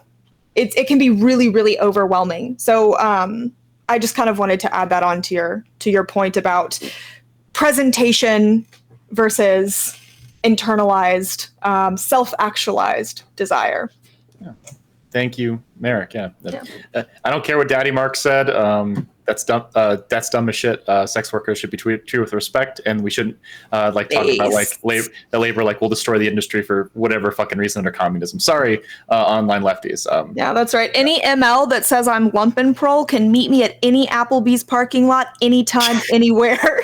I don't know if that's a call to violence, but just please. I mean, look, just to be fair, sex work existed before capitalism. It is likely that even if capitalism were to fall, sex work would exist. It may manifest in a different way, but I think to look at things simplistically like that is silly. I had a conversation about this one time about sex work after capitalism. It was interesting. You and I should have a discussion about this, actually. If you're charging for money for a service, that is capitalism. That is capitalism in practice. Oh, no. That's not what I was talking about. And that's why it was controversial. Okay, all right. Ladies, we can do this. Florida man coming up. We can do this some other time, all right? Just give me a single second. All right, we're going to throw it to shit. Throw it to shit. We're gonna throw it to Shark. Just walking right past that. We can debate capitalism. We have 10 minutes left for the open. I don't think it's enough time to discuss capitalism. We're gonna. That's okay. Give us another 3 hours. We'll debate capitalism and its consequences. It'll be great. Please don't. But no. I think the idea of I really like the idea of opening things up to the point where women can feel wanted and guys can feel like they don't want sex. Okay, because listen, I don't want to call anybody out. I would never call out any of my coworkers here on Twitch. But if you're streaming and you're with a guy and you talk about how you said I want sex and then they said no and then you called them a little gay boy, that you're not really doing great things for the left or sexual liberation or anything. Just because you don't want sex from a girl or any women at the moment in time does not mean that you're gay. Actually, it does not mean that there's actually something wrong with you. You're just a person, and it's okay to not be wanted at that moment. It's okay to want some time by yourself if you're sleepy, if your back hurts. That's okay. Listen, you're right. What some of these girls want, it's a lot of work. Okay, now that's work. There's some shit some of these girls ask for. I gotta tell you, these bottoms are demanding, and so if I'm not in the right headspace to do it, I probably can't, and it's gonna be a problem later. So leave me alone. All right, I just want to play Hollow Knight tonight, girl. Please leave me alone. Do not touch me. And there are lots of women as well who I really think weren't taught anything about themselves. Now, I didn't grow up as a girl or anything, but I've had girlfriends where I had to teach them where their clit was, and I feel like that's not something that should have to happen. And it's really sad because sexual education about yourself and your body are great ways to learn how to not be great ways how to get yourself out of things sexually exploitive situations, and if you hold that back from some people, that's going to lead them to some really bad outcomes. And I really like the idea of being able to open things up to where everyone can finally do what they want, and that's what we want to get to, not shepherd everyone into like one of like constantly being giga horny, and every time we walk outside we go into the neighborhood like cul-de-sac orgy, and we never like touch each other or think about sex ever. You know, kind of do whatever you want, you know. Thank you so much. Shark coming out hard against pillow princesses. Completely fucking agree. The gym gets tiring sometimes. Like, and I'm not a young guy anymore. I turned 24 tomorrow. Like, it's a lot of energy. I'm old. Shut up. Like, A lot of work, man. with that, we are going to go to closing statements because no one raised their hand after while Shark was given his base takes. So we're gonna start with Joe, then go to Shu, then Shark, then Merrick, and then finishing with Carlin. Again, just before prefacing this, you've all been amazing. I really appreciate this. So just keep it under, minute 30. Oh, I dropped the pencil. Yeah, whatever. Final thoughts on this, and thank you. Yeah, thank you all so much for coming here. This has been a straight banger. Thank you so much for having us. It's been really fun. I've really enjoyed talking to all of you. I think, when it comes to women and men's issues, we need to find a way that it's not a zero-sum game, that we work on increasing the relational and intimate sides of these movements so that we are interacting more and viewing each other as a solution, and understanding that a lot of our problems come from how our social realm is made up. I think a lot of the topics we've touched on are incredibly complex. And I think part of the reason that we sometimes struggle to get to the more nuanced, dangerous areas is because women's rights and men's rights are so precarious. It's so high stakes. Sometimes it feels like you can't sort of cede any ground. So I really appreciate the fact that people have been willing to, push back and like also reassess their own positions and say stuff that in other circles they might be like, oh no, I'm going to get cancelled. So I think that's been really good for the conversation. And ultimately, I think basing any sort of action you do around other people's humanity and your own humanity, instead of necessarily ideas like freedom of choice, will lead us to a happier and healthier society. But that's just me. And thanks for chatting, guys. Thanks so much, Joe. And then don't worry, I'll let everyone plug everything at the end, so don't worry about that sort of stuff. So, Shu. Oh, no, this was a very good conversation. I'm sorry that I was so late. I was having internet issues. I'm still sort of having internet issues. My Wi-Fi is like terrible. But no, I love having conversations like this. I love coming on debates like this. I want to do more of it so I get better at speaking and talking and putting my ideas out there. But yeah, this was very productive. A lot of you brought up really good points that I've never even considered ever. So I'm definitely going to take them into consideration, and I would love to do this again one day. Thanks so much. And Shu, you're always welcome on my plans. Okay. This is actually so cool. I'll simp in a second. All right, go ahead, Shark. Sure. So, thanks for having me on. I think at the end of the day, making sure that society works for all of us and not trying to pretend like the other group's issues don't matter or they're less valuable is the best way to move forward, to make everyone feel like they're wanted, feel like they're cared for, and feel like they matter, because they are, because they're humans and we all matter. I think so, at least. And making sure that we stick by our intersectionality and make sure that we have everyone in mind for coming to solutions for problems is the best way that I think we can make a better world for all of us at the end of the day. That's what we're looking for, right? Absolutely. Thank you so much, Shark. Really appreciate having you here. All right, Merrick. Yeah, like most of what's just been said, I think that it's really, really important that we analyze men's and women's issues through an intersectional lens. I think it's really, really important that we consider the ways in which everybody is held back and suffers by toxic behaviors, toxic cycles, how we break those, and also, being support systems for each other. I think that's really, really, really important. Thank you so much for having me on. I really appreciate that. If you have Prime subs, please give them to Hans because he is an excellent panelist. I don't know if I said that right because I don't use Twitch, but you guys know what I meant. So please sub to Hans. Thank you. Wait, just a quick thing. Please don't actually do that, everybody. Why? I'm a very I have a really great IRL job that pays like all my bills, and like please don't give me money. I really don't need it. Like I know like 90% of the kids on Twitch are poorer than I am, so please don't give me money. I don't need it. Support other like small creators and streamers who like absolutely deserve it. People who are making this their full living. Like if you don't, if you want to sub to somebody tonight, sub to Joe, or sub to Shark, or sub to anyone on this panel that isn't me, because like please God, like I'm fucking killing it. All right, like I'm a 23-year-old dude like making plenty of money right now. Like I don't need any of this. This is a straight hobby for me, and I absolutely love it. But like I don't do this for money. Adorable. That's please so help sweet. out. I need Okay, the child support. Yes, give your money to Shark, and then he has 7 kids. He needs to. He costs a lot, okay? He needs to take care of his family, and then just give Hans compliments. Then pay him in compliments. Yes, compliments and follows, and follow me on Twitter and tell me how like jacked I am. That like makes me fuck. Yeah, talk about his vascularity. He'd be really excited. I don't have any vascularity. I look like a big lump. Tell him. There's no veins. Tell him he's so vascular. Wow. They're oh my God. So sexy. It's all in the beer belly, all right? Thank you so much for having me on this panel. Thank you so much for being on. And then last, but certainly not least, Carlin, thank you so much for being here. I really, really appreciate it. This is also like super, like the first time I ever saw you was actually like on a PragerU video. So like this, I bet this is like super cool. Like I've never actually, I'm meeting all, like I said, when I started this like 9 months ago, I never figured I'd be able to talk to like all these like awesome people that like I've like seen like online. So like, thank you so much. And like, final thoughts on this and stuff. Yeah. 24 is not old.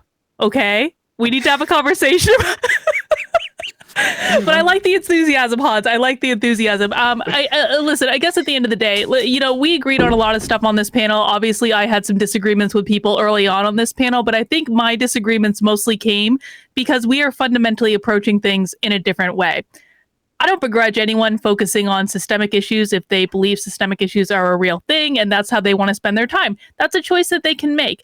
I just think that for most people, whether they are men or whether they are women, it is more helpful and frankly more productive in your real world life to focus on what you're doing and the choices that you are making. And worrying about all of the bigger problems and how they're going to manifest in your life is frankly more likely to make them manifest in your real life. You have to focus on what you want, be pragmatic about how you want to get there. And, you know, this is kind of like the final thought I had, and I'm a little bit woo-woo sometimes, but, you know, we were talking about in the men's section, you know, what like helping men to like love themselves. Well, I think that everyone should love themselves. And, you know, the thing of it is a lot of people think that people are so narcissistic online. I don't believe that's true. I think the behaviors we see online are a manifestation of a lack of self-worth. Not that they have overt self-worth, the fact that they lack self-worth. If you really love yourself, you do not need validation from other people. You don't need it. They can hate you. You can have all... I have my fair share of haters on the internet, and I really do not care. There it is. Like what they think of me is none of my business. And I'll tell you what, when you stop caring about getting validation from other people, you're more likely to act in an authentic way that are going to attract the right people to you. So just be yourself, man. Don't worry so much about it. And certainly do not focus your energy and your attention on these bigger systemic problems. Again, if you want to go and fix them, that's your business. That's your choice. But I think for everyday people, they're much better off focusing on how do I achieve what I want, not worrying about all the obstacles that might be in their way. A new baby has arrived. Thank you, Carlin. I really appreciate that. Sigma grind, folks. Although don't ignore systemic issues, but Sigma grind on the individual basis. All right, so finishing up with some plugs before we raid into my friend and I can get a little silly and a little drunk and start yelling at people and debate them. So Carlin, tell us where to find you and all sorts of stuff like that. Yeah, the best places to find me are on YouTube. I'm also on Odyssey and Rockfin. I'm not on Twitch because I don't understand this website at all. I am on Locals, kb.locals.com. That is probably the best to find me. And of course, you can always find me trying to trigger conservatives on Twitter because that apparently is what I do best these days. Thank you so much, Carlin. All right, Merrick. Hi. We're saying where you can find us. Yeah, plugs and stuff. Great. So my friend is on Twitter at Punished Mother, and she will tell me what you're saying about me there or to me there. And then I am on Twitch and YouTube as Merrick DeVille. And I'm on Instagram too, if you're on Instagram. And then I have other adult websites that I cannot plug on Twitch, but that you can find through links, which may or may not be in my friend's Twitter's bio. Everyone definitely don't not check those. Definitely don't not check my friend's, my links in her bio. So true. And then Shark. Sure. So, what's going on, everyone? My name is Shark300 again. The word shark, the number 3, the letter O, and the word 0. A little hard to spell, but it's okay. I'm not changing it because it's what I am. All right. Sometimes you got to stick to your guns, and these guns are a little broken, but they're my ebony and ivory, and they're mine. Okay.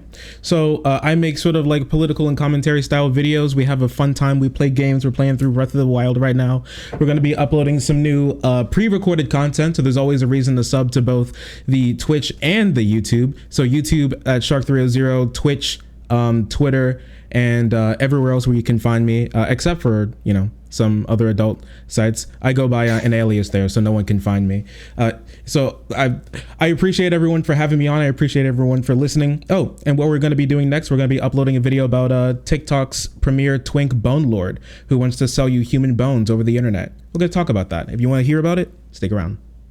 Everyone go check out Shark. He's amazing. And with Sansol in retreat, fled the panel before even completion. Shark's been like holding this panel down with like definitely more than 50% of the masculine energy. I am a pale shadow in front of this titan of masculinity and base takes. And then, all right, we're gonna go to I got some pushback about platforming such a small creator, but I feel like it was my responsibility to help out small people with small platforms. So Shoe on Head, feel free to plug it. That was a joke. I'm sorry. Might just roll with it. Okay. If you don't, I thought you were just talking about, I was like, oh, that's so sweet of him. And then you were like, Shoe on Head. I'm like, what? You can find me on YouTube, Shoe on Head. I'm about to make a video. Wait, I don't know if it's the next one, but sometime soon. It's kind of related to this. It's like, it's going to be about hot masculinity opinions. Like a lot of people have terrible takes on masculinity, how to be a man and stuff. So I'm making a video commentary on all of that. So that should be fun. If you want to see it, subscribe to me. Also, I don't have a Twitter. It doesn't exist. Don't follow me there. Yeah, at the end. Bye. Thank you so much. All right, and then Joe. One day I'll get a fedora. Hi.